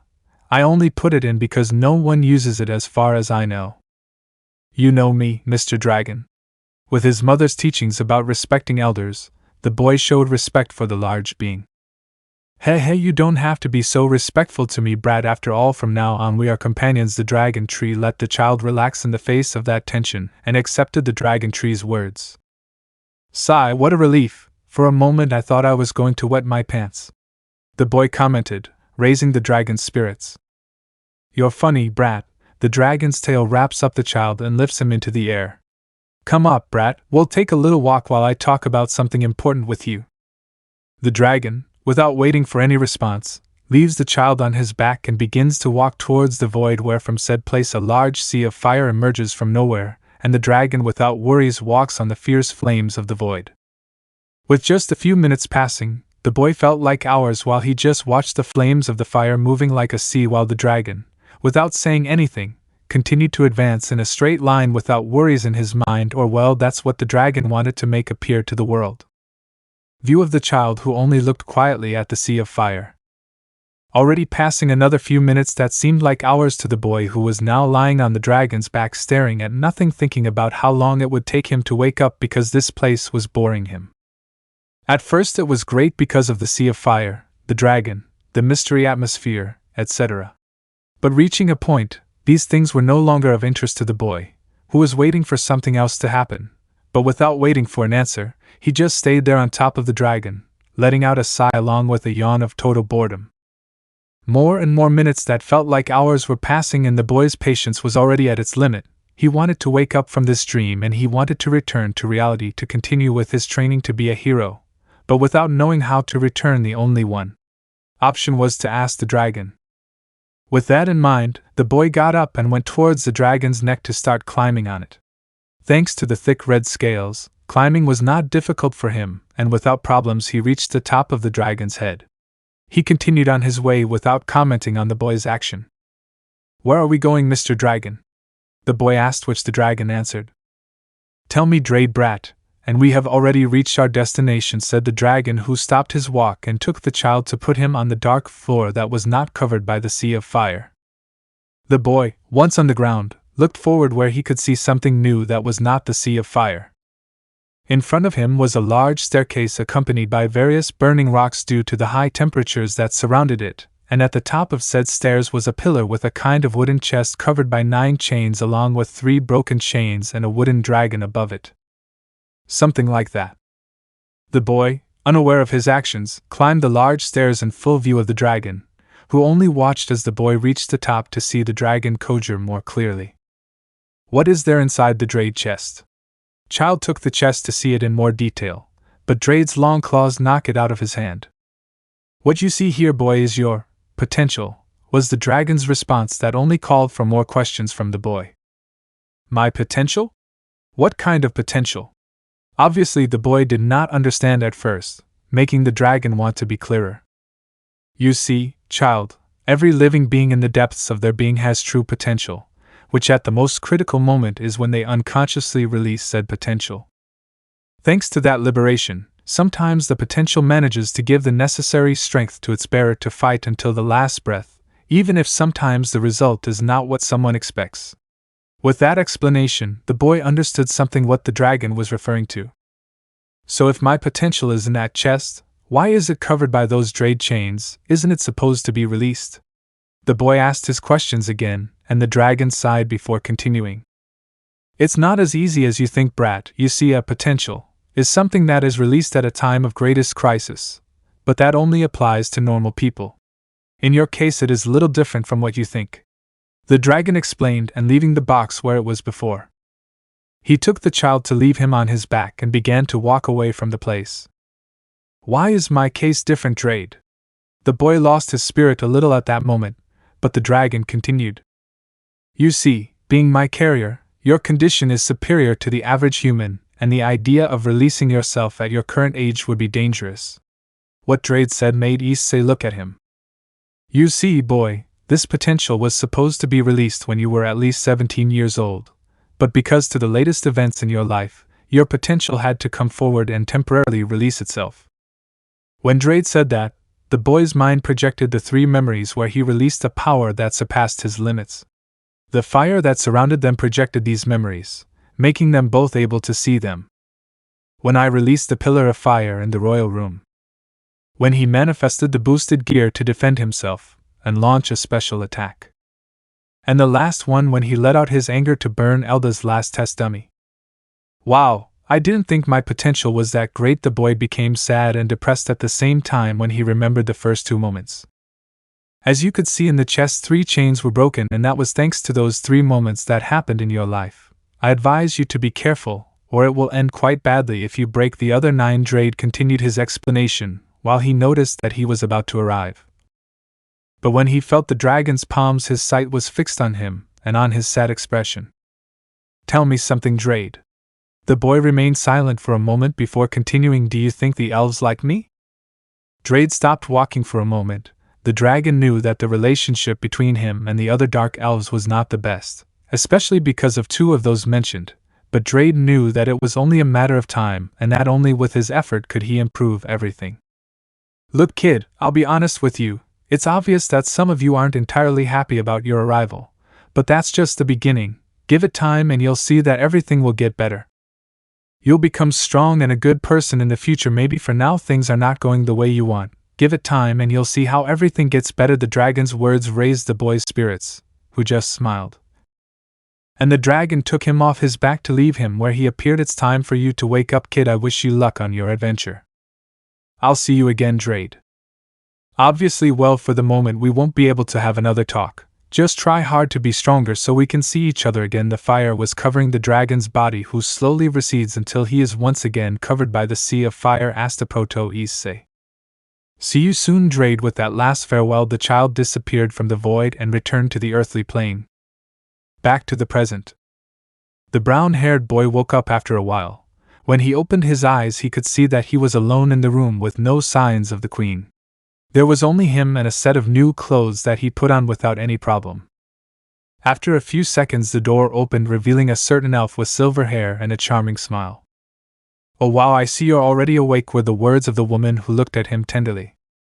Good morning, miss, and who are you? Even though the boy was in this world for 2 days, he was not able to meet all the elves who would be his teacher.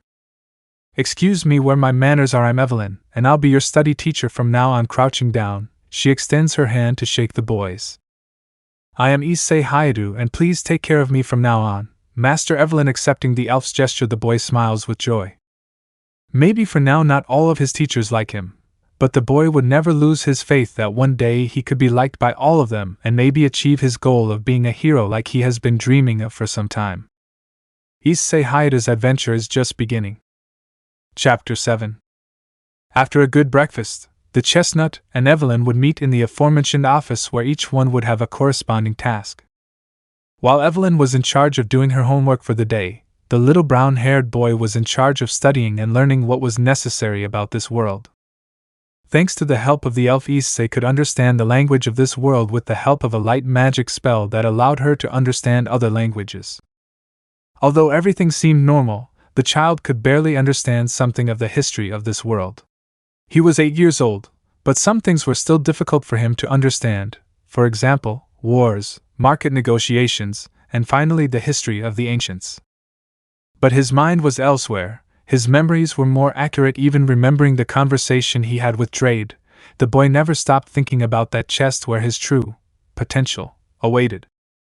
Because of that, Issei couldn't concentrate on his studies and decided to do something else that would be more entertaining for him, and that was drawing.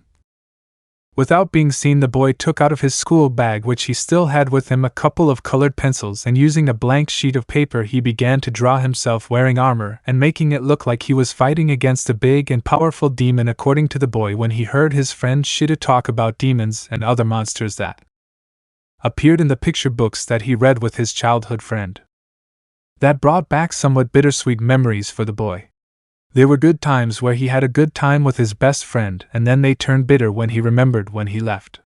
It was certainly good while it lasted, but his moment would be interrupted when a hand took his drawing, and the owner of said hand was Evelyn. Issei, explain to me why you are not doing your homework. Evelyn was not angry nor happy. She simply looked at the boy, waiting for an answer. It's just that I don't understand almost anything of what you gave me, and I can barely understand anything of what the book says. The child was sincere.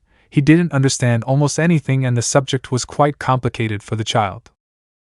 I think it was my mistake to have given you something so advanced. How about if I give you a story, and you write me a summary of the story along with your opinion on it? Is that okay with you, Issei? With a sweet smile, the elf turned to him, and said smile made the boy blush, who embarrassedly looked at her. And yes, sure, Evelyn. With that confirmation, the elf went to a shelf and took a storybook to give it to the boy. Thank you. You're welcome. Try a little harder this time, Issei. Hi, he replied, and without further ado he began to read the story. As the hours passed, the boy was learning, and while he was learning, Evelyn was doing her job without anyone noticing. Something was missing in the castle, and that was his queen, who was temporarily out, or rather out of his world.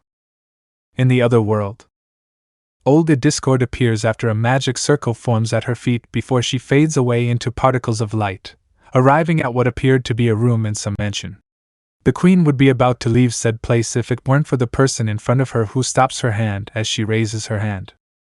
1,000 apologies, Dark Queen, but we have to wait for the second guest, said Betrayal, who maintained his politeness towards the dark elf. Wait, who? Wasn't the meeting supposed to be just with me? What the body said made her strange to see that she wouldn't be the only one at this meeting. That's how it was at first, but Azazel spoke to someone before your arrival, Beerus replied, and in response Olga raised an eyebrow before seeing that another magic circle was formed beside her, revealing the second guest. You have to be joking, the queen said upon seeing the third presence in the room. And the newcomer was none other than the reincarnation of the goddess Celestia Lucross, who was accompanied by 4 maids who stood behind her. The elf once opened her eyes, the first eyes they collided with those of the queen, who instinctively raised her staff to finish off her old friend, who at the simple movement of Olga the 4 maids stood in front of her ready to fight against the Dark Queen. But fortunately Beerus was present at the place, and by just putting himself between both sides, the 2 mentioned gave up on launching into combat.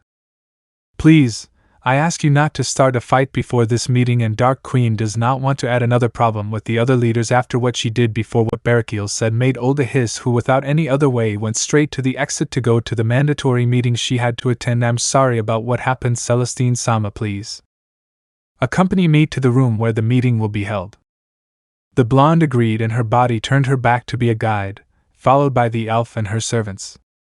In the hallways the echo of the heels that the queen wore resonated as she approached a door at a somewhat accelerated pace where she felt 3 presences that she knew quite well, and more specifically one that seemed to be near the door, and that was the person who would suffer the wrath of the queen. Without even knocking, the queen grabbed the door handle and pulled forward to enter the room where they were waiting for her, or rather, a person was waiting for her, leaning on one knee, holding a gun and wearing UN clothes. Stop there, Dark Queen, hand over the child to safety as time runs out. The merciless queen gives him a powerful knee strike that sends him crashing against the wall of the room, impaling him on the wall. I told you that it wasn't funny, Azazel said, one of the 3 present, who only shook his head at the actions of his brother who hit the floor when the wall fell down. I thought it would be funny, the crow commented as he emerged from the pile of rubble. Besides, I saw you laugh when I said the idea. Don't act like a Saint Michael. I laughed because I knew that it was going to happen, not because I laughed because of your idea, the angel clarified, looking at his brother who snickered. Gentlemen, please behave a little, the last member of the 3 spoke, which was Serzex, who now looked at the queen. Sorry for the scene, Olga-sama. I suppose you are not in the mood for some comedy. My face says that I'm in the mood to see your antics. Olga spoke in a dry tone, and her face clearly said that she did not want to be in that place when she saw the trio of people who were in the top 10 of people that she didn't want to see even in paint.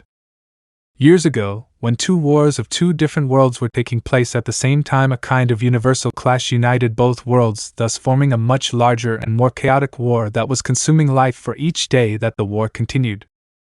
The High Command, who were the leaders of that time, did not give in, causing the war to continue and the chaos to increase by the minute. After almost a full year had passed, 2 leaders from 2 different factions had decided to end the war. While one used all his power to signal a being of greater power that would be the very end of existence, and the other gave his life to return to what were once 2 worlds. Thanks to those 2 sacrifices, the worlds were separated and a greater threat was sealed for all eternity. But the war still continued until the new current leaders put an end to the fire, leaving the war unfinished and a small treaty to never do anything that would cause said war again. In the case of the 3 current leaders of the biblical side, which were Michael, Azazel, and Serzex, they formed this little ruse to prevent the war from ever breaking out again. Unfortunately, the 2 worlds remained united in some way that no one knew why, and to avoid a future invasion, the biblical factions signed an agreement with the 2 leaders of said world, which was the world of Olga Discord along with Celestia Lucross. With that agreement signed by both commands and everything in agreement to keep the existence of their worlds a secret, the 5 of them went their separate ways, where no one expected to see each other again for a long time, or maybe never. Or that was the origin of everything if it weren't for the action that the Dark Queen took by taking a child who was not from her world, adding the fact of taking him without authority to do that, and that leads to the current situation of this meeting of leaders. Just a few minutes later, everyone was already in their places to start the meeting. Olga Discord let out a snort due to the irritating smile that Azazel sent her, adding to the fact that the 3 men present at the table seemed to have taken advantage of this meeting to escape their responsibilities as leaders. It was his thought when he saw some food remains on the cadre's clothes, adding the clumsy attempt to hide the empty bags of what seemed to be Michael's chips, and as icing on the cake, seeing Cerzek slightly kick behind him a small board game tower that was for 3 or more players. Although what bothered her the most was the fact that she was sitting next to her greatest enemy of her entire damn life, which was her ex-friend who was in her seat waiting to hear the topic of this meeting. Cough cough, well, let's get this started, and why we're here. Azazel, after stopping making the elf angry, decided to be the first to speak. As you know, some time ago we all signed an agreement to never do anything that would cause a future war between the two worlds. We're good up to there. Everyone present except Olga agreed to what Azazel said. Well, Azazel took what looked like a paper with a report. A while ago one of my guards sent me a report of a certain person who committed a breach of this agreement. To foul? Celestine commented, making Olga grunt. Exactly, Celestine Sama, and said action was in Gremry territory, which brings me to before being able to continue. Cerzek raised his hand to stop Azazel so he could speak. Before continuing, I would like to add a question for you, Azazel. Cerzek paused before continuing to speak. Can you explain to me why you are spying on my younger sister's assigned territory? Hey, I knew you would ask that, Cerzek. But I can't answer your question now, or at least not now in this meeting. I'll just tell you that I have some suspicions. That's all I'll say for now. The answer didn't he convince the demon, but he preferred to save his annoyance to continue with the meeting. Well, leaving that aside, what Azazel wants to get to is that one of us broke the once again someone else interrupts us from speaking, and this time it was the Dark Queen. How about we leave everything this time and get to the damn point? We all know who committed the fault, and that person is me, Olga, who did not want to waste time, brought everyone to the point, which only elicited a sigh from Azazel, who left the game and became serious. Fine, if that's what you want, because you took a human child against the agreement. Olga discord. The interrogation began, and the whole atmosphere became heavy. Wait, Olga san you. Before Celestine continued, Olga launched a low-level lightning bolt against the elf, who covered herself with her palm. First of all, don't talk to me so confidently, and secondly, what I do with my actions is my business. The atmosphere was different now. You are aware of what your actions can lead to, Dark Queen. It was Michael's turn, who did not let his guard down in case something were to happen and they ended up in a fight. I know perfectly well, Leader of Heaven, but I won't say why I took that child. I'll just tell you that I don't think they hurt him. With a defense against her, she remained firm, even though she failed in protecting him. She thought about that last thing, and it wasn't necessary to tell it. The atmosphere was uncomfortable and somewhat heavy, but even with all that, Olga was not going to say anything related to her problem. She preferred to keep her personal affairs a secret. After a while, Azazel decided to speak after seeing that he would get nowhere with the current topic. Well, since the Dark Queen doesn't want to talk, I guess we have to guess the reason why you did it. And I just have one theory, Azazel commented while bringing his hand to his chin as a sign of danger for the elf. If there was one thing that was certain for Olga, it was that when that crow put his hand to his chin, it was because you already knew what was going on, and if he were to speak, the elf would have no choice but to silence him by force, even if that meant breaking the agreement.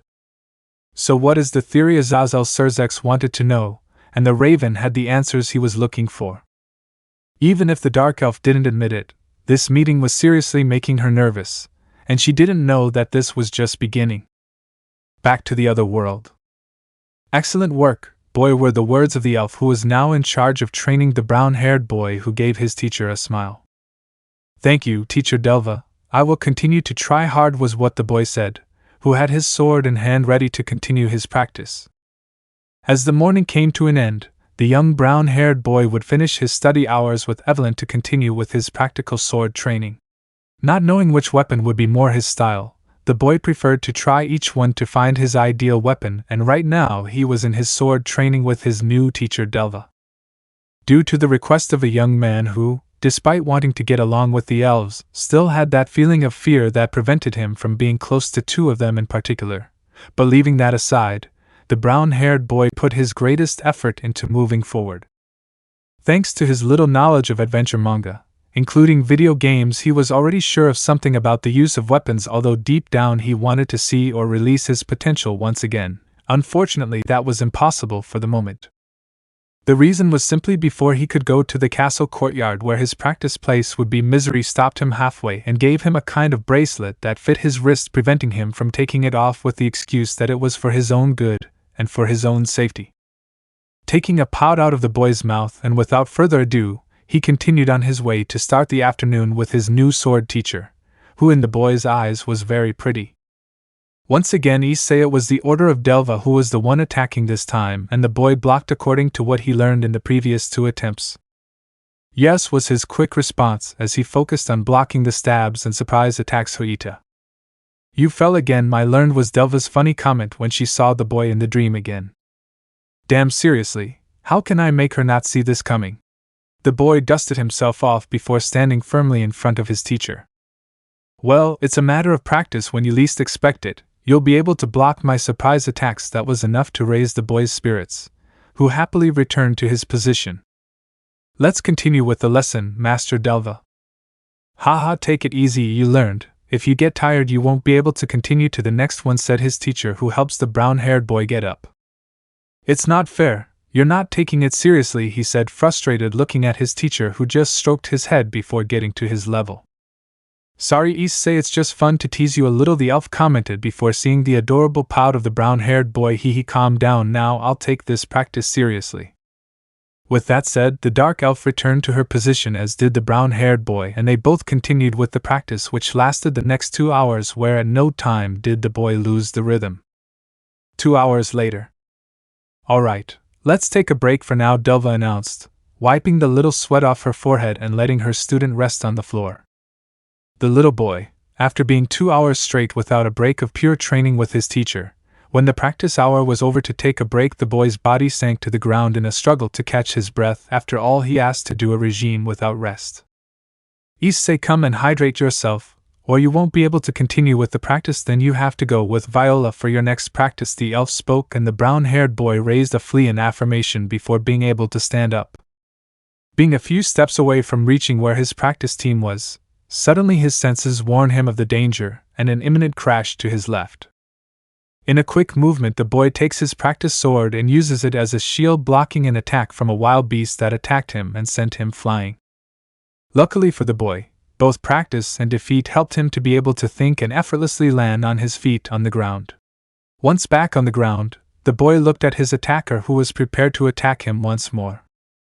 With his gaze he searched for his teacher, noticing that she was no longer present in the place, and a feeling of abandonment hit the child's heart when he saw that action, and that affected the child greatly, who could not block the impact of the wild beast's attack.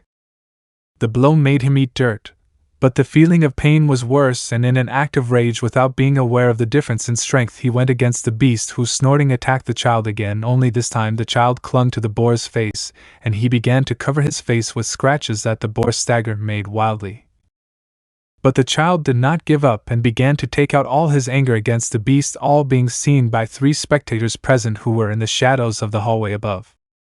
Are you sure this will help you improve, Elda? It doesn't look like it's working. Delva, who was one of the spectators, looked at this with doubt, and a certain feeling of guilt didn't leave her alone. Relax, Delva, everything is under control. If this gets out of hand we will interfere, okay? Elda, who did not show any concern, tried to relax her friend and captain, while the third person, who was Viola, watched everything in silence without saying anything for the moment. This will definitely not end with the result they expect, and more the result that the Queen is expecting.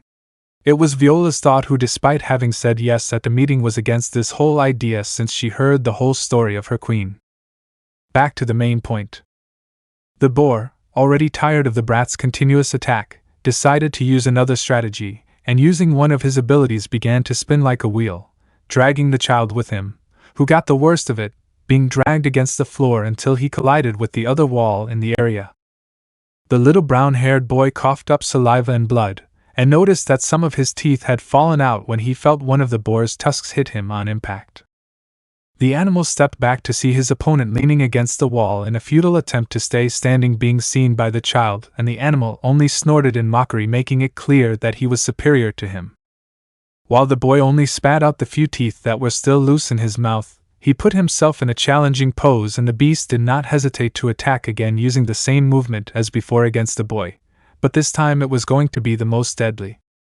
The elves, noticing this, did not hesitate to take action, Delva being the first, because from the beginning she was right. Elda's idea was idiotic, and if that child died she would never forgive him. Viola was the second along with Elda, despite not knowing the child completely, it was no excuse not to defend him, and Elda, seeing that her plan was complete shit, did not hesitate to go too.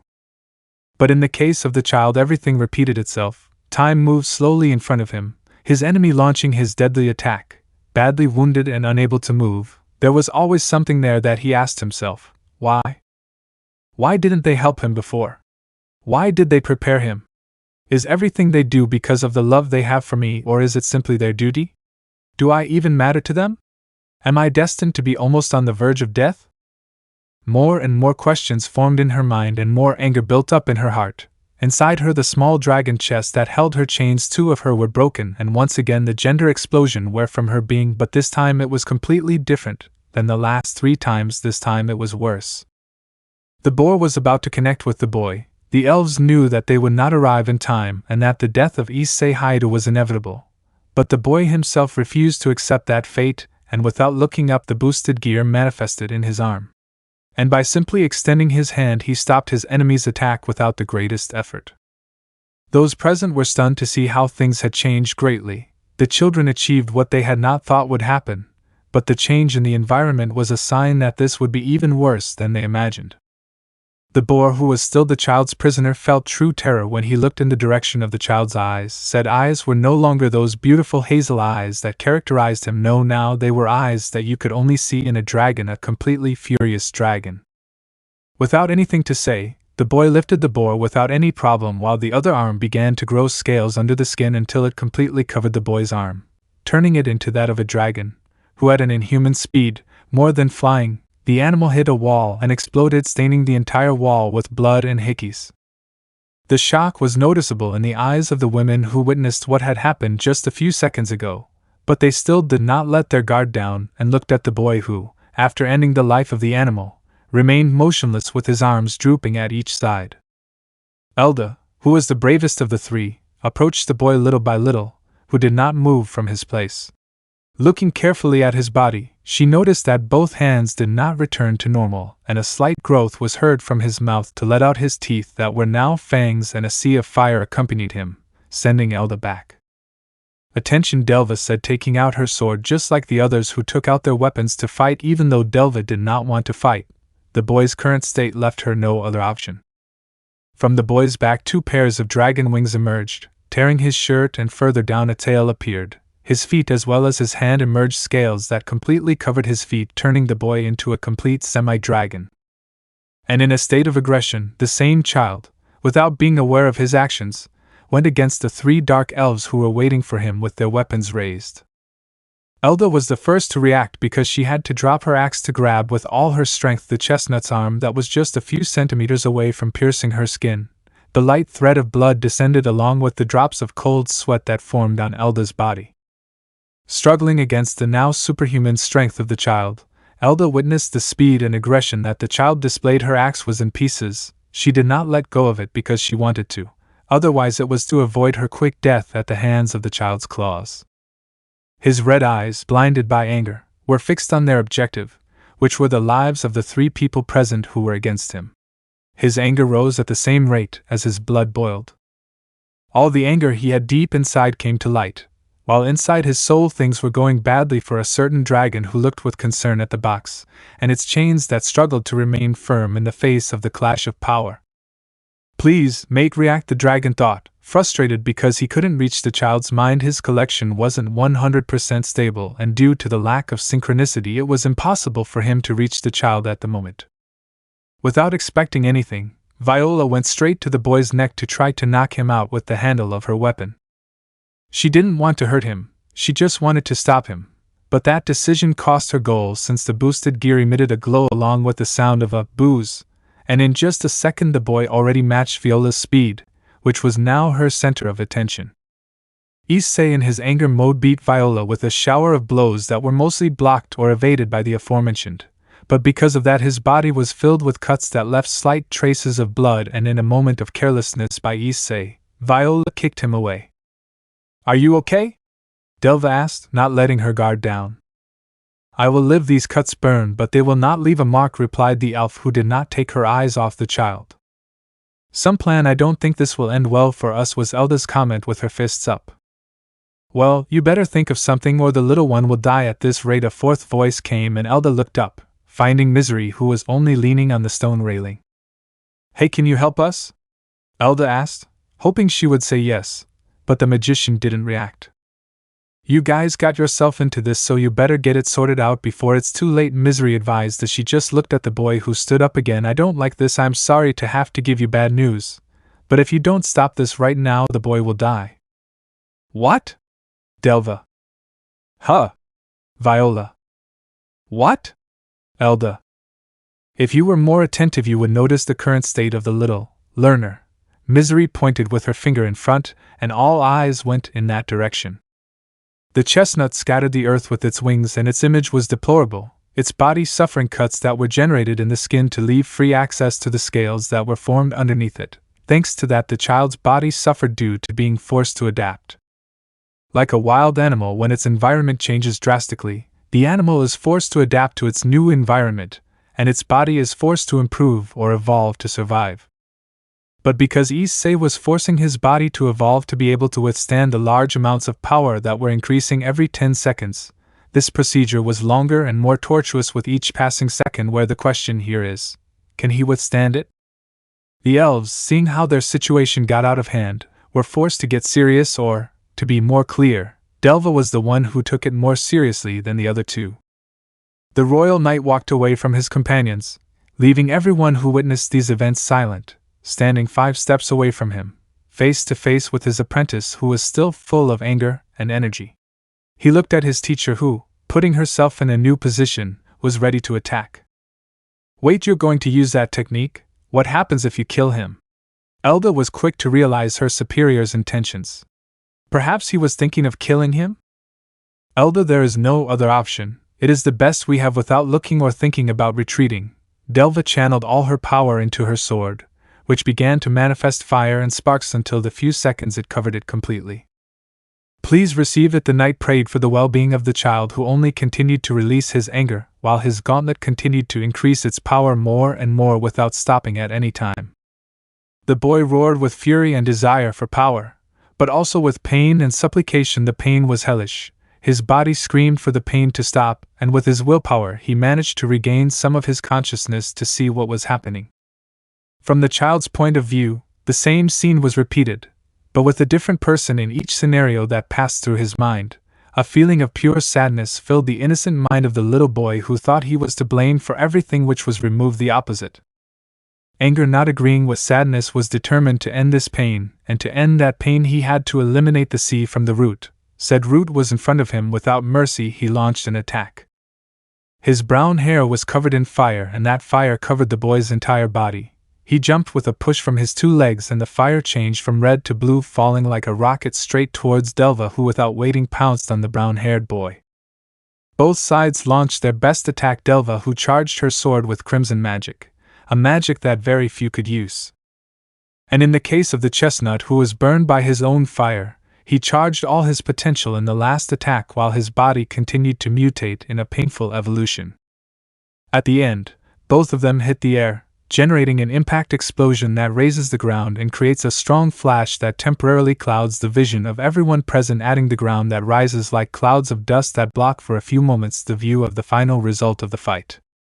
Without bothering to wait, Misery went down the stairs while raising her fingers, and with strong air currents dispersed the cloud of dust that did not allow to see. Elda and Viola moved quickly to where the last attack took place, praying to heaven that everything was okay. It was true that their superior could withstand an attack of that level, but Issei was a child. The chances were very low for him to survive. Shortly after arriving, they noticed 2 silhouettes near the floor, where, fearing the worst, they approached closer, where they only saw Delva, who was on her knees holding something, and a certain distance away her sword stuck in the wall, letting out some light sparks before going out completely. Elda was silent, thinking about what had happened, while Viola, with just one look, managed to summarize everything. Delva did not even attack Issei. The same elf, before hitting the child, looked at him in the eyes, seeing how slightly his eyes and whites, blinded by anger, revealed in a second those hazel eyes that showed only sadness and pain. He was a child. Things should not happen like this, thought the elf, who threw his sword to one side and received the direct hit.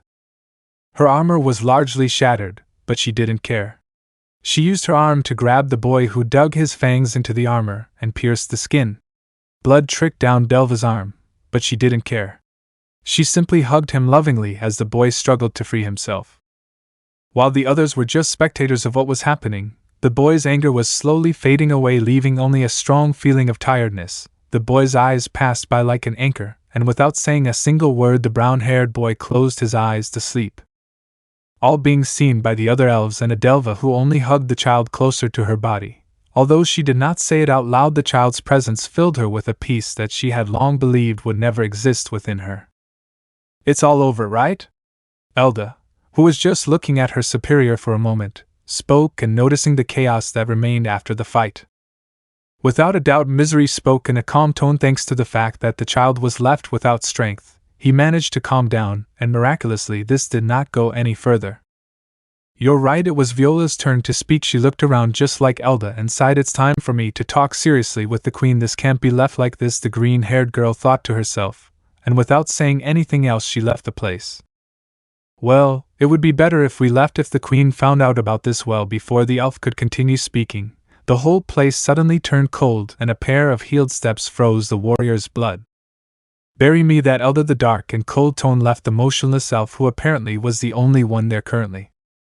Misery, who sensed the presence of her queen arriving, decided to make a strategic retreat, taking the child and the elf with her, leaving Elda to her fate, who was about to face her queen, who was not at all, absolutely not in a million years of good spirits at that precise moment. With courage, Elda turned around to see her queen, and she herself could swear that her soul almost fled her body, but fear also paralyzed her soul, and she could not escape. The queen's condition was not the best. Her face showed boundless fury. Her veins throbbed with fury. Her blood boiled like a cauldron. Her own scepter was split in two by the woman's great grip, and some slight black spots, signs of burns, irritated her brown skin. The hair rose in the air along with her aura, red as blood and black as the void. In an inexplicable way, the bangs of her hair were in her winepress, slightly covering her eye, but not enough to hide her eye full of anger. At that moment, Elda felt true terror, and the question here was what happened at the meeting that led the queen to reach such levels of anger. Well, the answer is simple.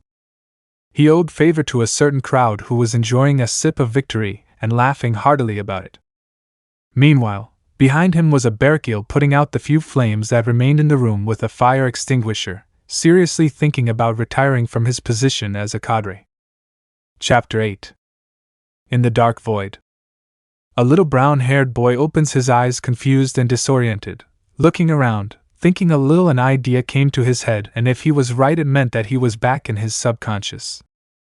Standing, he took a couple of steps forward and tried to think of how to get out of the darkness itself. A few seconds later, a stone path formed in front of the boy, and to his right a sign in the shape of an arrow emerged from the ground, with the word "Exit" written on it. Well, the advantages of knowing your own head. Happy, the chestnut tree went along the stone path, ignoring the emptiness itself, and determined he continued on his way. "I can't believe what I'm seeing," said a man with somewhat greenish-gray hair while looking at a specific chest. "Is this child's potential really that great to leave such a stamp?" "Believe it or not, this surprises me too." Belzer, the great red dragon, was accompanied by two people who were at his sides, who were just as surprised as the dragon. "In all my years being inside the boosted gear, I never expected to find a bearer with such great potential. It's a miracle that he managed to stop its release in time. This is getting out of hand, Drade. One more emotional outburst, and that seal will be broken." The third present spoke with concern in her voice. Knowing that the new one was only an 8-year-old boy was no surprise for the other two to see her like that. "I know perfectly well, Elsha, but I can't do much while he's in this world.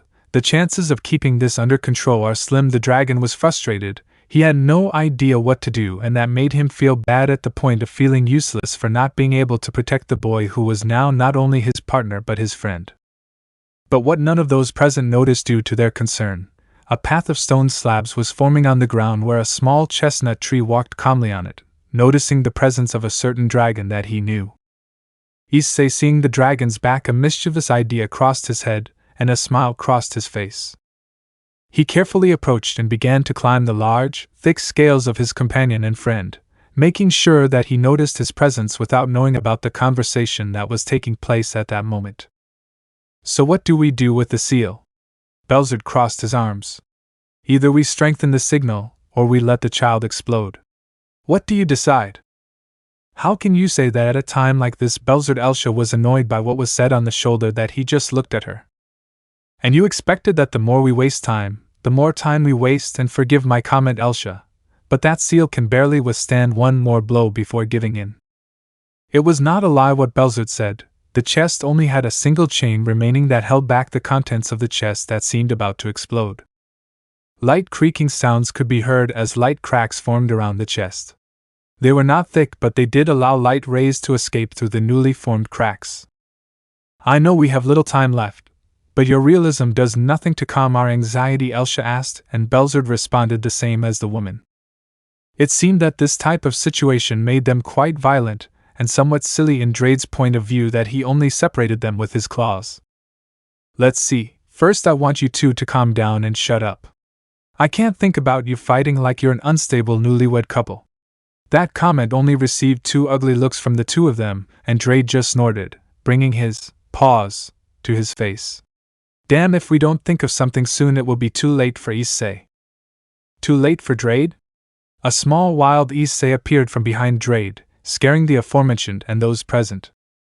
Belzered, noticing that the boy was distracted, turned his back and covered his chest with his large cloak, preventing his current state from being seen. Elsha watched Belzered's action, and to make sure she used herself to cover the chest further, standing with her back to it and hiding the chest from the boy's view. Praying to any nearby or present deity that will prevent the child from looking at the chest. Brat, when did you arrive? The Welsh dragon tried to speak without letting out his nerves for fear of having been seen or heard by the brown-haired boy who was looking at him. Well, I fainted and ended up here again. Then I saw you and I wanted to play a prank on you. But I saw that you were busy and I couldn't do it. The boy seemed disappointed at not being able to carry out his prank. But leaving that aside, he looked down, noticing the duo present. Hello. How are you, kid? Belzered forced a smile. Nerves were an obstacle, but he was able to overcome it. How are you, little Issei? Elsha was able to hide her nerves better, and with a sweet smile she welcomed the boy. Drade, who are they? You never told me there were more people living in here. The boy turned to see his dragon companion, and he did not hesitate to take advantage of the boy's curiosity to his advantage. They had to use whatever they could to prevent the child from asking or looking at the chest. Well, let me introduce you to your ancestors, my friend. It's more because we're not going to place a little more illuminated than this dark place. Drade's proposal was tempting, and the curious boy agreed. That sounds good to me, Drade. Let's go. The boy already on top of Drade's head pointed the way, and the red dragon began to walk. Before leaving with the child, Drade made a gesture with his eyes and the two nodded. Belzered took his cloak with the chest inside and took it to the deepest part of the brown-haired boy's subconscious. Elsha, for her part, climbed onto Drade, standing behind the boy to prevent him from turning around to look back. And so the journey into the subconscious continued its course.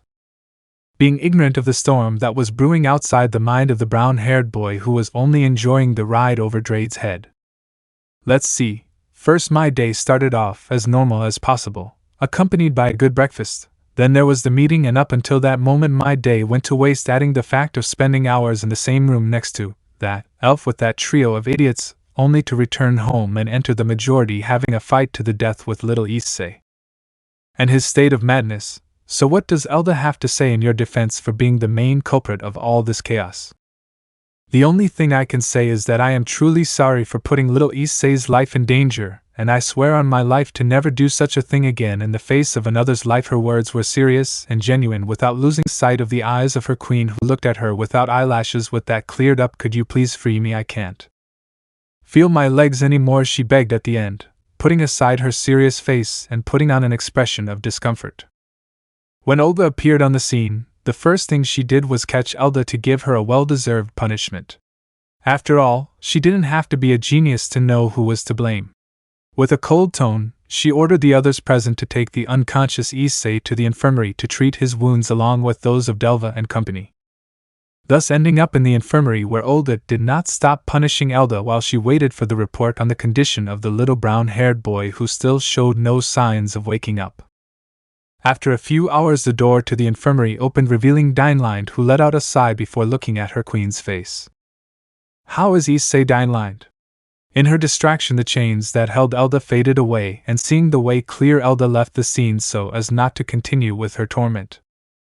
My queen, Issei, Major Mars is fine, but there are some pretty serious problems that we need to talk about. Dineline did not have its usual playful and funny tone. It was more of a serious tone that did not bring good news. Olga was worried inside, but as a queen she had to keep her composure on such a subject. I might as well say it without him getting angry. The thing is that Dineline tried to think of the most careful way to say this bad news, but luckily for her it didn't have to be her who told him, but the other two who came out from behind the door. The point is that the child must return home and continue with his life as a normal child. The owner of those harsh words was the same Misery who showed a serious face before the queen. What does that attitude mean towards your queen, Misery? And you better think carefully about what you are going to say next. Olga did not take those words well, and passing by Dineline she faced her first sorceress. That's what I heard, Olga-sama. The child must return to his world. The one who spoke now was Viola, who stood next to Misery to give her support, and that action did not seem funny to the Dark Queen. The boy's condition is unstable. Much of his body is now that of a dragon, and we were barely able to return his limbs to normal without leaving any traces of his transformation. Misery gave a summary of the state of the young man who was resting inside the infirmary where Chloe and Neris were keeping Delva company, who was listening to everything from her bed, not to mention that his soul also suffered damage as well as his life essence. Faced with this summary, those present at that moment did not know what face to put on in the face of such information.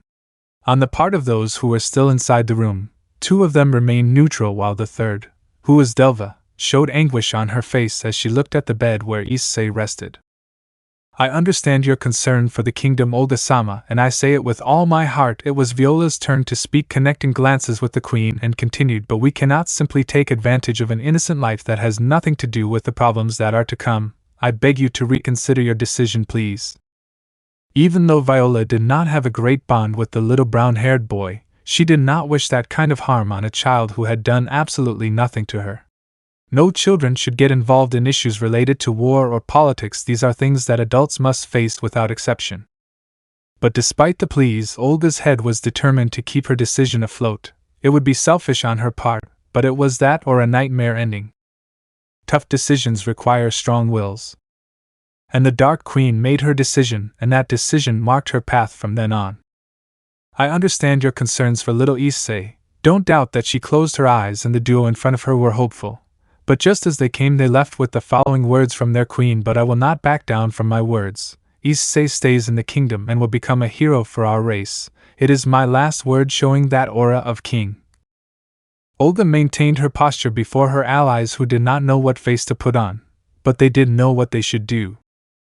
If that is how Olga-sama wants it, Viola took out her blades, and without expecting anything from her, she threw them at the feet of her queen. Then I renounce my duty as a knight. And with those harsh words he walked away, turning his back on the one who was his queen. I followed you because I trusted you and your way of running the kingdom. I blindly believed in your decisions, and now I see what this last decision of yours led us to. Olga just closed her eyes and said nothing, unaware of the damage she was doing to her comrade who was like a lifelong friend. Goodbye, Olga. And with that, Viola walked down the long corridor of the castle, abandoning the stage and leaving Olga and Misery alone. I also resign as the main sorceress of the castle. Now it was Misery's turn, who summoned her staff and left it leaning against the wall. I thought you would listen to my words, but I see that your fear and stubbornness are greater than your reason. Goodbye, Olga. Good luck with whatever you do. And with that farewell, Misery turned around to leave without looking back, carrying with her a strong pain in her chest as she felt the abandonment of someone she did not see as a queen but as a very dear friend, just like the others involved in all this. The queen just stood there, not daring to open her eyes. She waited until she no longer felt the presence of both of them, and once they were finally gone, the queen's face became wet with the salty tears that fell from her closed eyes. The harsh words passed through the stone armor, entering directly into his heart, and causing strong emotional damage. She didn't dare to enter the infirmary room because she knew that the others were still there. She just took the weapons of both elves, and with a circle she disappeared from the hallway, leaving a deep silence in it. Do you think this can be solved with time? Chloe looked at those present, who only remained silent at her question. That only depends on the future. not on us, Chloe Neris spoke dryly and Delva just sighed. If I'm sure of one thing, it's that everything will end up in his hands. I just hope he wakes up soon. Delva looked at her friends, and then at the sleeping brown-haired boy. Even though it is difficult to admit, if there is only one person who can make the Dark Queen see reason, it is the same person who is currently unconscious in the bed next to her. All that remains is to pray that the child will soon wake up from his sleep.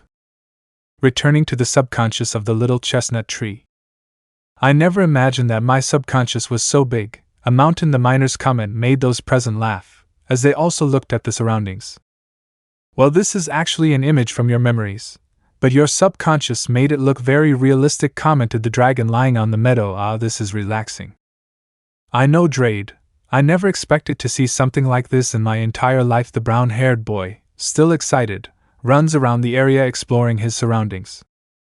Be careful, Issei, you might fall, Elsha commented, sitting on her knees, obviously not being heard by the boy, who continued running around the place in excitement. Era droplet. It's no use, Elsha, he's a child, it's obvious that he won't listen, the dragon commented, amused, making the aforementioned pout. Oh, I see you're back, Belzard, how did that go? Luckily I didn't have any complications hiding it, the secret is assured for now, but that doesn't take away the fact that he will discover it, Belzard finished saying, focusing his attention on the child who was now playing in the river. I see that he is having a good time, but he shouldn't wake up now. It's not because he's bad. It's just that he's been here for quite some time. You're right about that, Belzard, and we need to do something about the seal, and we can't work with it here. Elsha clarified the main topic, but her gaze didn't leave the boy, who was now gathering flowers that were in the area. Even though I wouldn't like to see him leave now, his presence is nice. You're right about that, Elsha, but as Belzard said, it's time for him to return. He must practice to be able to control his new strength and power. Drade stood up from his place and sat down. Partner. Drade's roar caught the boy's attention, who stood up and ran back to where those present were waiting for him. The chestnut tree did not take long to arrive at the place and stopped in front of the only woman who was there at that moment. The boy extended his hand, showing a small bouquet of small flowers. For you, Miss. The chestnut tree offered the flowers to Elsha, who received them without any problem. For me? The brown-haired boy nods. I appreciate it, Issei. Thank you, the woman thanked, making the boy's smile bigger. My dad always tells me to be good with women, but also to be careful with them because some can be two-faced. Remembering the exact words of his, the boy pronounces them without problem, eliciting laughter from the two adult men present. Your father knows how to give good life advice, brat. My respects to him, Belzard praised the boy's father while stroking the boy's head. He thanks. The boy seemed happy, but deep down the mere fact of remembering his father's face lowered his spirits, even though he didn't show it. Well, buddy, I think it's time to go back. Those elves must be worried about you. That comment changed all the boy's good mood, revealing his doubts and concerns about his well-being, but when he saw that it was his buddy, he hid his discontent about the idea of going back. Yes, you're right, Drade. The brown-haired boy was not happy to return, but he hid his discomfort so as not to worry those present. Hey kid, are you okay? I noticed something strange about you. The change was not overlooked by Belzard, who noticed the boy's discouragement. Yes, I'm fine, don't worry. He waved his hands and tried to convince the adult in front of him. Are you sure?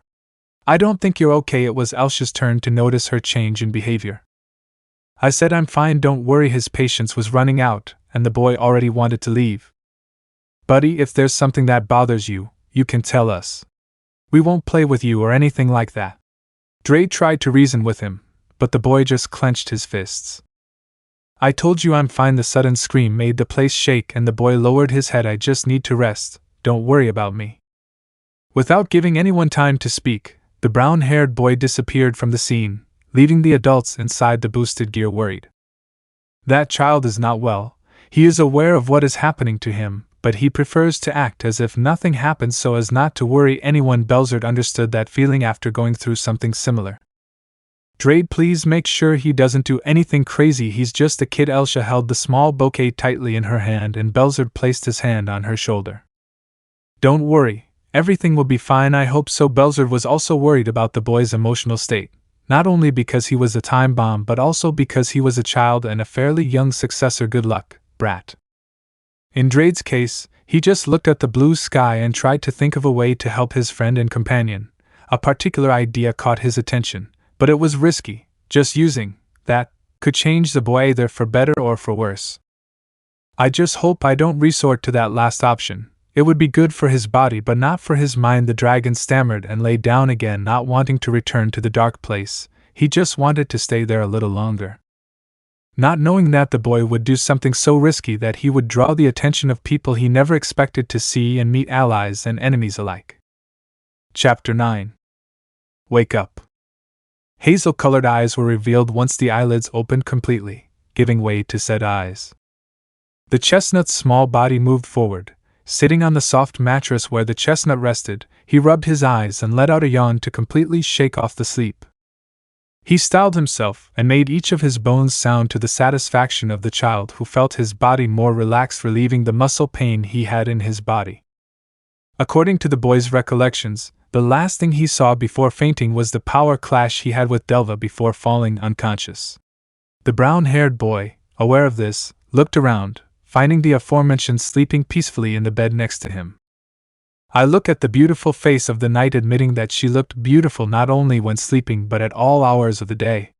Delva radiated an unparalleled beauty like all the others, including those who once wanted to kill him, Chloe and Neris. Carefully and quietly he got out of his bed to go straight to his teacher's bed. He placed a kiss on her forehead as a sign of gratitude for the class and help that she had read. On tiptoe he went to the door, and on tiptoe he stretched out to grab the door handle and open it, leaving the room outside the enormous hallway of the castle, which was completely empty. Without listening to anyone near his current location, the brown-haired boy went down one side of the hallway with the intention of leaving the place. Being ignorant of the outside world, the boy made the decision to leave even if it was not to anyone's liking. The brown-haired boy could no longer stand to be in the castle for even one more minute. At first he blindly believed that he could withstand the adversity of the challenge that life gave him to be a great hero. But the harsh reality is that he was not fit for such greatness. After all, he could not bear the tests of life, and already fed up he threw in the towel. Giving up on his dreams and only wishing to return home with his beloved family that was waiting for him in his beloved home.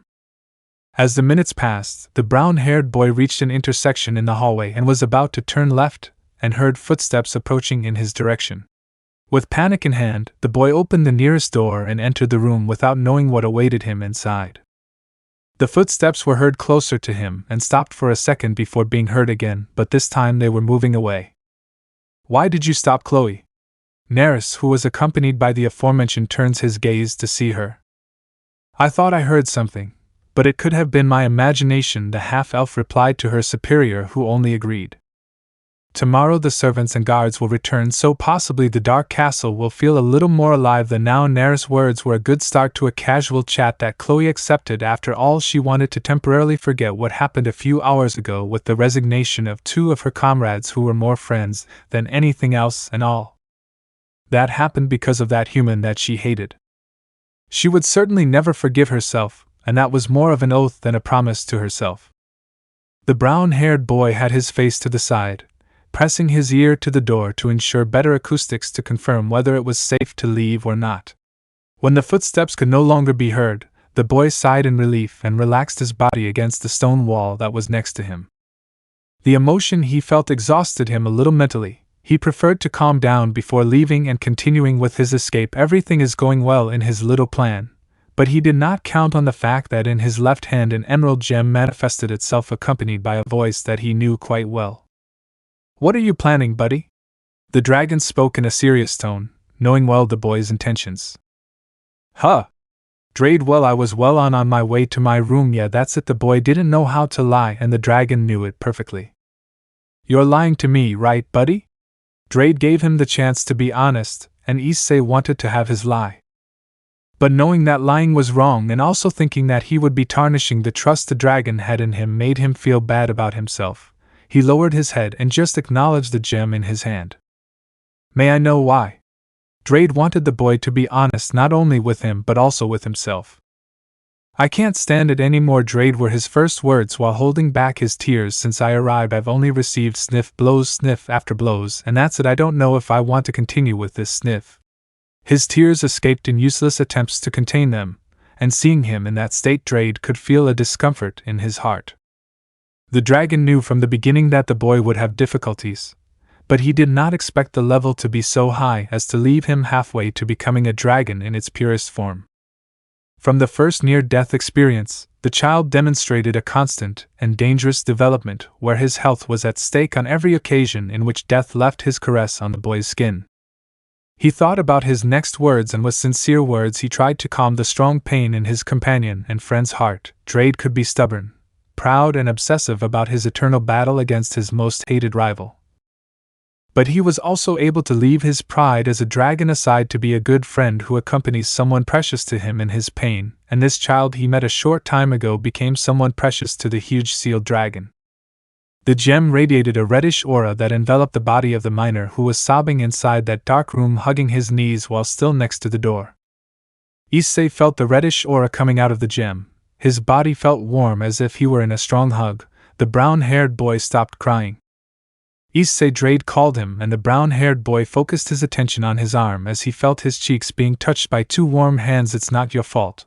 They were wrong to put such a big burden on your shoulders. If you want to go home, I'll be with you at all times. Drade could feel his friend's heart, his pain diminishing, giving way to the warmth and conformity of this one. Issei with his free hand touched that aura, filling his palm with that warmth that the dragon offered him. His pain subsided, and a smile took over his face. Finally he was able to smile again like he did before, and even more so knowing that he had someone to support him. Thank you, Drade. You are a great friend. The grateful boy prepared to stand up. Whenever you want, boy. Even though Drade couldn't be seen, he smiled at the younger who could somehow see him now. How about we get out of here? Wait. Are you really going to support me in this? I have expected a scolding or something regarding his escape, but it seems that Drade was not that kind of person, or in this case dragon. No way. On the one hand, it is true that I can't let you do this kind of things, but on the other hand it would be a lack of respect to your instincts of freedom, so I will support you in this. Just don't forget your duty. As a fellow security I may be. Drade supported his now nakama, but it doesn't erase his addiction to fighting and more with his rivalry against the white. Making a drop of sweat from the younger, he just accepted and left the room. Noticing that there was no one, the brown-haired boy continued his way to freedom. He didn't know what was waiting for him outside, but one thing was certain: he wasn't going to back down from his ideal of being a hero. The words of his partner made him get up once more. The towel that was about to touch the floor at the last moment, Issei grabbed it and raised it in the air. He wasn't going to give up as long as he carried the motivation that Drade deposited in him. No matter how painful the blows life gives him, he will always get back up, because that's what a man does. Where will that child be? Were the words in the air by Evelyn, who was looking for a specific person, or more clearly she was looking for Issei. Evelyn finished her work to make time, and before she could go to rest she would be cornered by Dinelind, who asked her to please take care of the chestnut while he slept. Before she could get a response from Evelyn, Dinelind left using her magic, leaving her responsibility to the unfortunate silver-haired elf. When she was defeated in the infirmary, she only found Delva, who was still asleep, but no trace of Issei, which filled Evelyn with concern, who did not hesitate to go in search of him, praying to be able to find the little brown-haired boy, and also praying not to be a victim of the fury of her queen, who did not look in a good mood as the days went by. Before turning the next corner, the dark elf looked at the floor, finding remains of bandage, and if the idea she had was true, maybe she could find Issei. With that in mind, she followed the remains to find her target. Meanwhile, with the chestnut and the dragon. These bandages really itch and bother me too much, said the brown-haired boy while tearing the bandages that he had all over his body. I don't think you should do that. Buddy Drade had a bad feeling when he noticed the remains of the boy left on the ground. I can't help it. It itches too much, the boy complained about the annoying itch he felt, and without listening to the dragon he tore off the remains that were left on his body. Drade, why are my nails so long and black? That is due to the changes in your body to adapt to your new power, the dragon explained to his question. So I'm digivolving? The boy showed excitement at the idea, and that made the dragon sweat when he saw his thoughts. More or less the same could be said, only in your case it would be constant, or well, that's how it should be if you have another accident close to your end. That part didn't please the child, who didn't show any emotion at that part. You really know how to break my illusions, Drade. The boy showed a neutral expression, and the dragon just snorted. Hey, one has to clarify things well. The only thing missing is that I go to fight with a dragon without an arm just for not knowing well what you are capable of and what you are not. The brown-haired boy just rolled his eyes and continued on his way, ignoring for a moment the annoying Drade. If his instincts are not failing him, then it means that the exit is closer to him than he thinks. Wow, this door is huge. After about an hour or two, the chestnut tree finally arrived at the main entrance of the castle, where he could admire the enormous entrance door to the castle. I must admit that woman really knows how to make a door look good. That comment was more to see the design and decoration that said door had. That was having style. Too bad we'll blow it into 1,000 pieces. She didn't feel guilty. Rather, she seemed to want to do what was mentioned. And how are we going to do it, and if I understood the reference? The brown-haired boy gave 2 thumbs up, one on his part, and the other for Drade inside the gem. Well, it's not obvious. We'll blow him away with a dragon shot. The excitement could be felt in his voice when he mentioned the word. And what is that? The brown-haired boy turned his head to the side without understanding that it was the dragon shot. What? I didn't teach you how to use it. The dragon showed confusion, and the child too. When was that? You only told me things about my body and my power, and no time did you mention that I could shoot lasso or mention the names of the bearded man and the pretty woman. These clarifications caught the dragon's attention when he realized the great lack of information he had to give the child. Adding that I completely forget to introduce Belzard and Elsha as befits the brown-haired boy. Without a doubt that potential seal was a pain in Drade's scaly butt. I apologize for the lack of duty as your mentor partner, but it is not too late to teach you, so pay attention. The brown-haired boy confirmed, ready for the first class, and Professor Drade went into action. Well, first manifest the boosted gear. It was the first step. And Issei invoked the boosted gear. Second step, increases, concentrate and channel your energy. Do not forget that your power increases every 10 seconds, but it also leaves you exhausted once you run out of energy. The dragon gave way to step 2. Issei directed his energy directly to the gauntlet, which shone at the action of the brown-haired boy. The gem shone brightly, sending a peculiar sound into the air at the charges that were made every 10 seconds. Boost, boost, boost. After the 10th boost, the dragon told him to stop, which is what the brown-haired boy did, having a total charge of 10 boosts at that precise moment. Well, third and last step concentrates the accumulated energy and shoots. That was the last step. The brown-haired boy didn't know exactly how to shoot the energy he had accumulated in the boosted gear. Literally falls to the power sphere shooting class. The miner just closed his eyes, and using his knowledge of the anime world, he imagined that he molded all the power into a small charged sphere, and with a single blow he released the strong pressure that had accumulated in said sphere. A dragon shot. With a single blow, a powerful ray or laser emerged from the sphere that advanced in a straight line against the door. Burst. Once the dragon shot hit its target, an explosion followed, destroying the entire entrance door with it, which was the spark needed to awaken every presence in the dark castle. Come on, Cage, right? The brown-haired boy looked at the gauntlet and did get an answer. Yes, and a lot. Those words were not pleasing to the miner, who did not stay there and began to run where there once was a door. And finally Issei went out into the outside world without knowing that his actions only led to more problems being generated within the castle, also adding the fact that a certain Dark Queen will not be at all happy about that. While in the supernatural world, more exactly the underworld.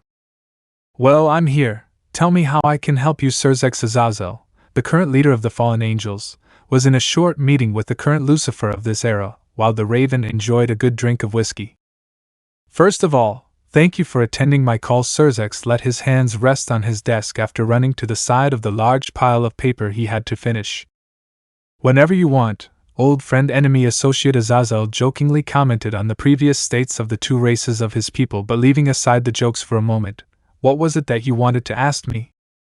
Do you remember the favor that the Dark Queen owes you? Azazel nodded his head in confirmation. Fine, I'll get straight to the point. I need that favor. Azazel raised an eyebrow at the last thing mentioned, adding the gloomy look that the king of the underworld currently had. Without a doubt something big must be tormenting the redhead for him to get like this.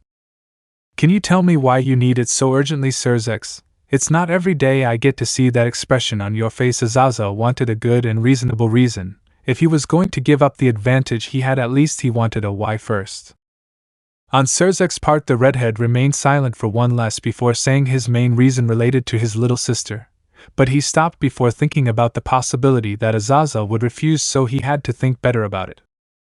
I can't tell you for the moment, not now, and maybe not very soon. Cerzek looked at him, and Azazel just scratched the back of his neck tiredly.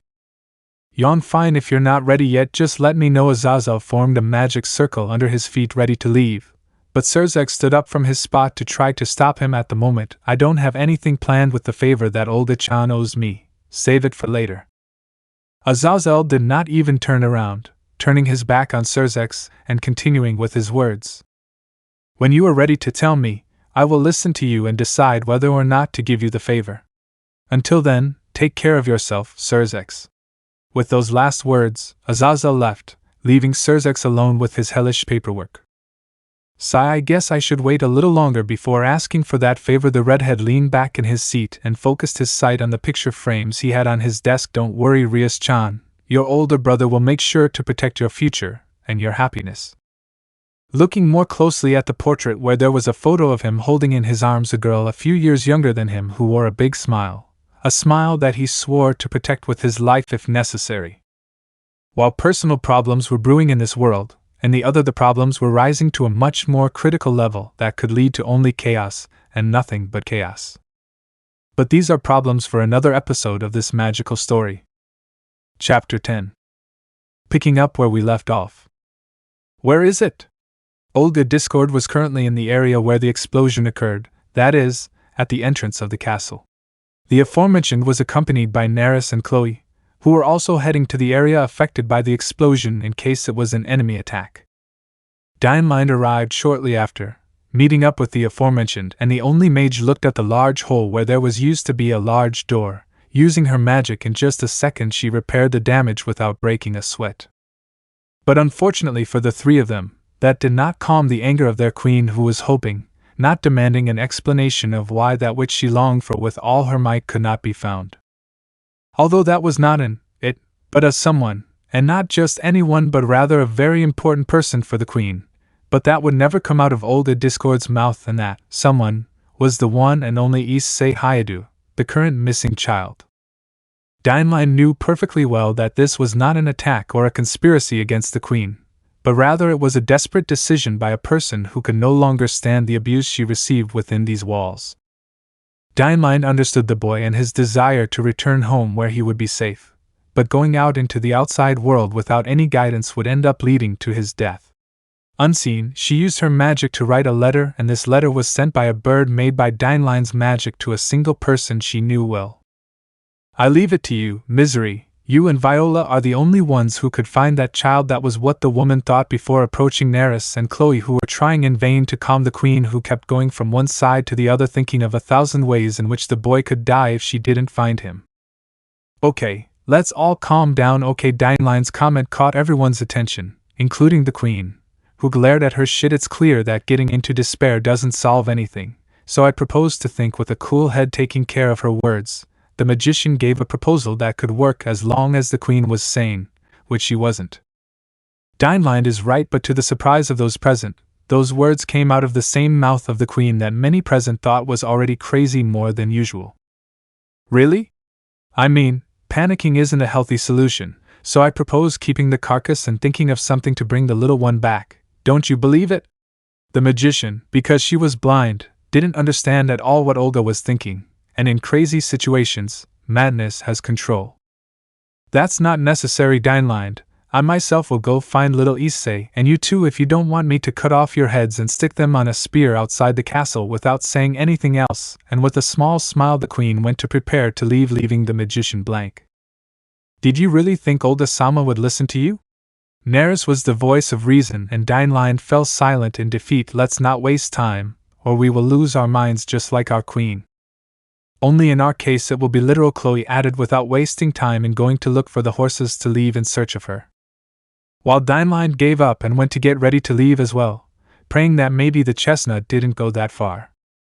He just hoped that the boy would not leave the lands governed by Olga, because behind the walls of her kingdom only the forest awaited him, and that forest was not one of the safest around. But who knows, she wasn't a fortune teller, even though in these cases she wanted to be. Meanwhile, at a distance from the dark castle. "How lucky we are to find this jade robe," was the comment of the recently escaped brown-haired boy who was covered with a somewhat old robe. "Hey buddy, that's not a robe, it's just a curtain that you ripped from a window of a house to take a pie." Jade couldn't help but clarify the previous action that his partner did, earning a snort from the boy. "Apart from that, the old woman yelled at you and you just ran." "It was an apple. I couldn't help it. Besides, I was already a little hungry, and don't pretend you wanted some too." As always, the brown-haired boy defended himself with mostly logical arguments, but the dragon was only disappointed. "Just because I asked you to put a portion in the gem to see if I could eat it doesn't mean I wanted to." And of course Drade didn't admit his mistakes either, so the boy imagined Drade closing his eyes and looking away when he said that. "Your words are as credible as my dad's telling me that he only did push-ups on my mom on the night of my birthday." And once again another moment revealed by the brown-haired boy about his horny parents. "I really don't know what surprises me more, how innocent and stupid you are, or the fact that you only remember disturbing moments about your parents." Drade was sure of one thing, and that was that this child, once he knows the truth, will need professional help, or else he will hang himself with a rope in some cheap apartment. Leaving that conversation aside, the duo continued to advance, avoiding being seen by the city's inhabitants, which were creatures that could only be seen in fantasy books. But here and now the brown-haired boy could admire the multiple species that were walking from one side to the others, following their day-to-day like normal people in a normal city. The child walked with his gaze down, hiding his body with a tunic to avoid being seen and avoiding attracting the attention of unwanted people. From the looks of things, the young man thought that the creatures that inhabited this kingdom did not care about his cause, which he was able to take advantage of and continue on his way to try to escape from the territories of the Dark Kingdom. Unaware that he was now being watched by those unwanted people, who were following him from a safe distance, imperceptible to the child. "Are you sure of what you saw?" was the criminal's doubtful question. "I am 100% of what I saw, idiot. That child is a human, and that only means money for us," said his colleague, who continued moving forward so as not to lose sight of the child being followed by his colleague and partner. Not knowing that from a roof another duo was watching everything from there with a different intention related to the little chestnut tree that continued on their journey. "I still can't believe you literally put a tracker on that kid." Viola looked at Misery in disbelief, who just shrugged without taking her eyes off her tracking circle. "Believe it or not, I had a feeling that something like this would happen, so I had my priorities and put a tracking spell on his neck so I wouldn't lose him in case he decided to escape." Misery descended from the roof, and once she touched the ground she continued on her way, followed by Viola. "And can I ask when you put that spell on the brat?" Even though Viola denied it, I was curious to know. Misery in her response just turned to see her, giving Viola a mischievous smile. "You think I didn't do anything on that occasion when they gave Issei to us to heal him?" With those only words the magician continued on his way, leaving Viola with her eyes slightly wider in surprise. "Sigh, it seems that I am the only non-perverted one in this group of women." With annoyance she followed the magician to go look for the lost child, as in favor of her other friend who was not in a similar situation to her. After all, she was part of the other search team, and her teammates weren't exactly the most sociable. "So how was your day?" Diamond wanted to start a casual conversation with Chloe, who was next to her, but the half-elf didn't say anything and ignored the mage the rest of the way. "Thanks for the nice chat, Chloe. You're a very good friend," she commented sarcastically. "Thanks, I don't have to put much effort into that," the half-elf replied, continuing on her way, leaving behind the mage who only complained and moved forward. While ahead of the two, Olga and Neris continued to advance, following the trail of chestnut magic. "You have nothing to worry about, my queen. We will find the child safe and sound, that I assure you." Neris continued trying to cheer up his queen, but Olga only seemed to ignore any attempt by her knight's actions. Malshan, as a result, the aforementioned, could only curse, blaming the child for leaving her queen in that state. But what Neris didn't know, like the rest, was that the queen was having her own internal battle against her demons.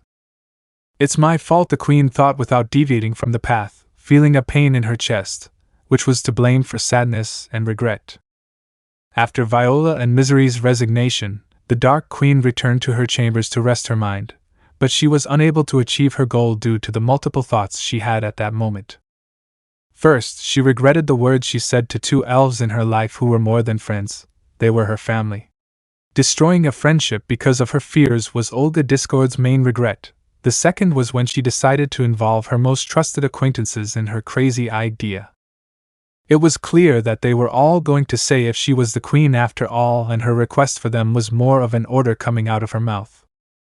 And the list of regrets doesn't end. There was still much more, and one of those cases was the simple fact of illegally bringing a poor child from another world to his own. What was she thinking at that moment? Her desperation was greater than her reasoning, bringing an innocent man who was on 3 or 4 maybe more occasions where he was almost killed because of her, blindly believing that everything would turn out the way she wanted. In the end, reality hit her in a rather heartbreaking way, and she simply did not know what to do. Maintaining a serene and serious personality was a burden that she hated, but she had to do it to maintain her authority. As a leader, only one person was there when she did not have to be the queen. The pleasant and short, but comforting memories of the moments where she spent her time with the chestnut warmed her heart and calmed the cold pain in her chest in a certain way. That child had an aura as warm and sweet as her dream. Even if she doesn't want to admit it, Olga only wanted to be with him as much as possible. But unfortunately things couldn't be like that. And so if it were a horrible call from his hellish destiny, he saw the results of his attempts to stay by the boy's side. She had to make a decision, not as an elf worried about the future, but as the queen that she is, and her first action as such was to find the child, take him to the castle and apologize properly to him. But first he had to find him. Luckily for him, the boy's location was not that far away, and it was better to take a wrong step, to hurry up. "Grade, where did we go?" was the question of the brown-haired boy who got out of a car that had been moving before. As the boy continued his escape, an idea came to him, and that idea was to get on a shopping cart and escape. But unfortunately for him, all the masks were covered by a large sheet, preventing the merchandise from being damaged or stolen. In the case of Issei, I just left it to luck and he got into the first cart that seemed safe to me without knowing that that cart was only going to a place very, very far from his destination, ending up where he currently was now, next to the sealed dragon. I have no idea, partner, but don't let your guard down for a second with that warning from the dragon. The brown-haired boy nodded and walked away from the cart to see the place where it is, noting that the place seemed a bit abandoned and lacking in resources. Something like that, but a little dirtier. "Drade, I'm scared." The brown-haired boy couldn't hide his fear when he saw a place unknown to him. "Relax, everything will be fine. Just stay in the shadows and nothing bad will happen to you." Fortunately for the child, he had a good friend who calmed his worries, and following his advice, the child moved forward carefully. Walking discreetly down the first street with 2 paths, the boy looked from side to side to see no one and continued forward step by step. A peculiar sound was captured by his more developed ears thanks to the evolution of his body. He looked for a hiding place and noticed a group of large wooden boxes which were perfect, and without delay he used that as cover to hide from the 2 presences that were approaching in his direction. Cautiously he leans his face against the wood to turn his face to see the appearance of those 2 presents near his current location. The boy felt his heart stop for a few seconds before it continued beating, which scared him, but thanks to the memory of Drade's words, Issei remained calm and continued to watch the 2 monsters passing by. "Hurry up or the boss will get mad at us if we don't carry the cargo," a red-skinned goblin dictated his order to his colleague, who seemed to be a brown-skinned ogre who only grew lead in response. From his face he didn't seem to be very smart. "I should have brought 2 of you, at least you would be faster," the red-skinned goblin or demon continued to complain. From the brown-haired boy's point of view, just seeing them made him feel a strong disgust at seeing the miniature demon who was naked, exposing that to the world. "How disgusting," the brown-haired boy complained, looking away, and too late he realized his mistake. He did not remain silent. "Hey, did you hear something?" was the demon's question to his colleague, who left what he had in his hand to search for something. The ogre used his sense of smell, picking up an unknown odor to him. Searching with his eyes being guided by his nose, the ogre continued to approach the location of the brown-haired man, who by the way seemed to be entering a period of nervousness. "Drade, what do I do?" The brown-haired boy was getting desperate. "Stay calm, breathe and control your breathing. He won't feel your presence if you relax." The boy does as he says and controls his breathing with his eyes closed while the ogre continued searching. Stayed just a few steps away, the ogre leaned forward, and as soon as he was a few centimeters away from detecting Issei, in an instant he stepped back, covering his nose and screaming from the pain in his nostrils. "Ha ha ha ha, what a fool! Seriously, you approached a box full of shit. Your race is stupid. Idiot, ha ha." The devil did not hesitate to laugh at the misfortune of the ogre, who looked at him annoyed. In vengeance, the ogre reached into one of the boxes and mercilessly threw the contents of the box at the demon. "How disgusting!" the demon complained as he was covered in shit, and in his anger he launched himself at the ogre. All being seen by the chestnut and the sealed dragon. "They are both idiots," the brown-haired boy commented quietly. "Some races are dumber than others. Never forget that. One more lesson to learn today." Already going through a fight in which the demon lost, the duo of monsters continued on their way, carrying with them the cart where the brown-haired boy got off while ago. An idea came to his head, and making sure not to be seen by the two, the boy got back into the cart, now being part of the load. "What do you have in mind, partner?" The dragon was curious about the boy's action, who looked at the gem in his hand. "I want to see where they are taking all the boxes, and if it is a shipment to take outside the walls, then it would be a safe escape for us." The dragon analyzed his words, and after a while he saw that the boy's plan was not so bad. The only flaw was whether the cart they were in was to go outside the kingdom or not, and if it is not, then the plan was useless. A few moments later, the cart stopped, and the brown-haired boy returned to his alert state. Securing the perimeter, the boy got out of the cart and stealthily hid behind the object closest to him to properly recognize the surroundings without being caught off guard. "Drade, do you have any idea how we can see the place better? I have trouble seeing through the boxes full of I don't know what." The brown-haired boy hid well, but the side effect of that action was not being able to be seen at all. "Try to climb higher, maybe that way you'll have a better view of the place." An ingenious idea that was not wasted. The boy used the wooden boxes as a ladder and climbed step by step until he was at the top, finding a scene that was not so pleasant for the boy. "I can't believe it, this place is a slave market in sink." They both finished the sentence, looking here and there at the multiple cages of different sizes, where in each one you could see the red eyes and silhouettes of the creatures present inside the cages. The boy climbed down from the tower and began to explore from the ground, looking at multiple races of fantasy creatures that none of them seemed happy to be there. Some seemed sick and others on the verge of losing their minds. A feeling of unease was generated inside the boy, who could not continue. Getting on his knees, the boy covered his ears and ignored the loud noises of the beasts that were nearby. "It's too much, I can't handle this." The brown-haired boy's thought only worsened his physical condition, making the boy unable to continue. "Comrade, it's no time to rest, you must continue. We can't stay in one place for too long." Drade felt the presence of other beings approaching in his direction, and the dragon couldn't let them catch him.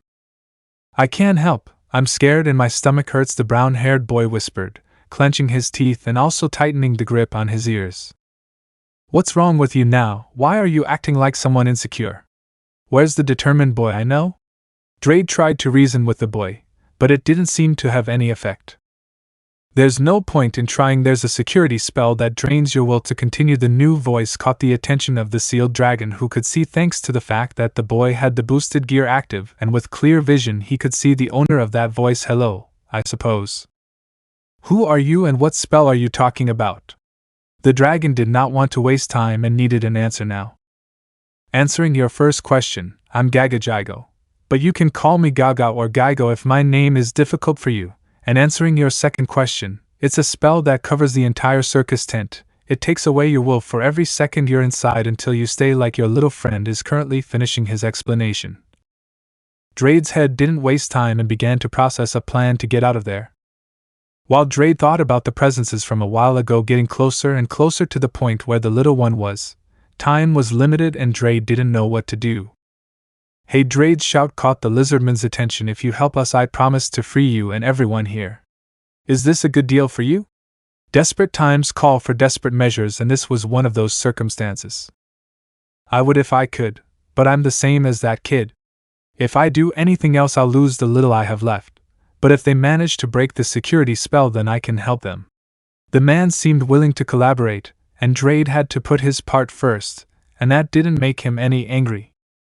Damn it, Issei, I need you here. Time was almost at 0 and Drade was becoming more and more desperate. Drade, don't yell at me, the child begged, even in a weak state. Please come to your senses, you are not a coward. The effort seemed useless. The brown-haired boy did not react, and the bad guys were just around the corner. I implore you, Issei. I know you can do this. No, I can't. Yes, you can. You are strong, Issei. Really strong, really strong. Now get up and destroy this spell. Drade's words were like logs that slowly fed the flames of the brown-haired boy's will. The boy stood up, feeling the heavy gravity. The brown-haired boy raised his fist with the boosted gear charged, clenched his fist and teeth, opened his eyes and let the fire of the security be seen in them.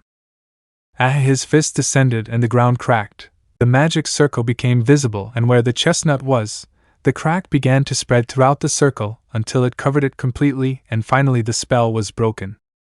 The child's will returned, and with his eyes wide open he felt his strength returning again. I feel much better now, the brown-haired boy returned as before, and Drade was happy about that. I'm glad to hear you say that. Now free the lizard man. We have company. At the end of those words, a group of ogres that was led by a demi-human with cat ears appeared upon arriving from the corner, finding Issei and Drade. Well, look what we have here. A human child with an object that seems very valuable. The cat man spoke, and with a malicious smile he snapped his fingers. Bring me that glove. The group of ogres acknowledged and went towards the chestnut, who, now in himself, got into a combat stance for battle. Partner, we need extra hands. Drade's comment was reasonable, and Issei looked at the lizard man. If I free you, you promise that you will help me free everyone here. The lizard nods, and Issei, without wasting time, breaks the bars covered in magic. How strong, thought the lizard man, ready to fight. I didn't know I could do that. The brown-haired boy looked confused at his hands. It is also part of your body change, Drade clarified in response to the child's doubt, and the aforementioned nods in confirmation. Hey kid, Gagajigo called the miner's attention further back. There is a cage in the center. Go there and free the one inside. I'll give you time. But there is no time, boy. Trust me and listen to me, please. The man did not wait for an answer, and in less than a second he went against the ogres to start the plan. You better listen to him, and let's not waste any more time. We need all the help we can get. Drade supported Gagajigo's idea, and Issei went deeper into the tent, followed by the mini-demons that were hiding there. Don't let him go down to that cage. It was the order of who seemed to be the leader of the group of demons. With the pressure present, the boy did not look back and quickened his pace to arrive on time with the help of Gagajigo, who gave everything of himself to gain time. And the first adventure and almost closing of the first arc has begun. Can young Issei achieve his goal? What does the future hold for him? All of that will be known in the next chapter of this story. Don't miss chapter 11 in the next update of this story. Let me know in the comments below if you guys want the next part. Also check out my other video that has been shown and left. Thank you for watching. If you enjoyed this video, please like and share this video. And have a fantastic day. Bye.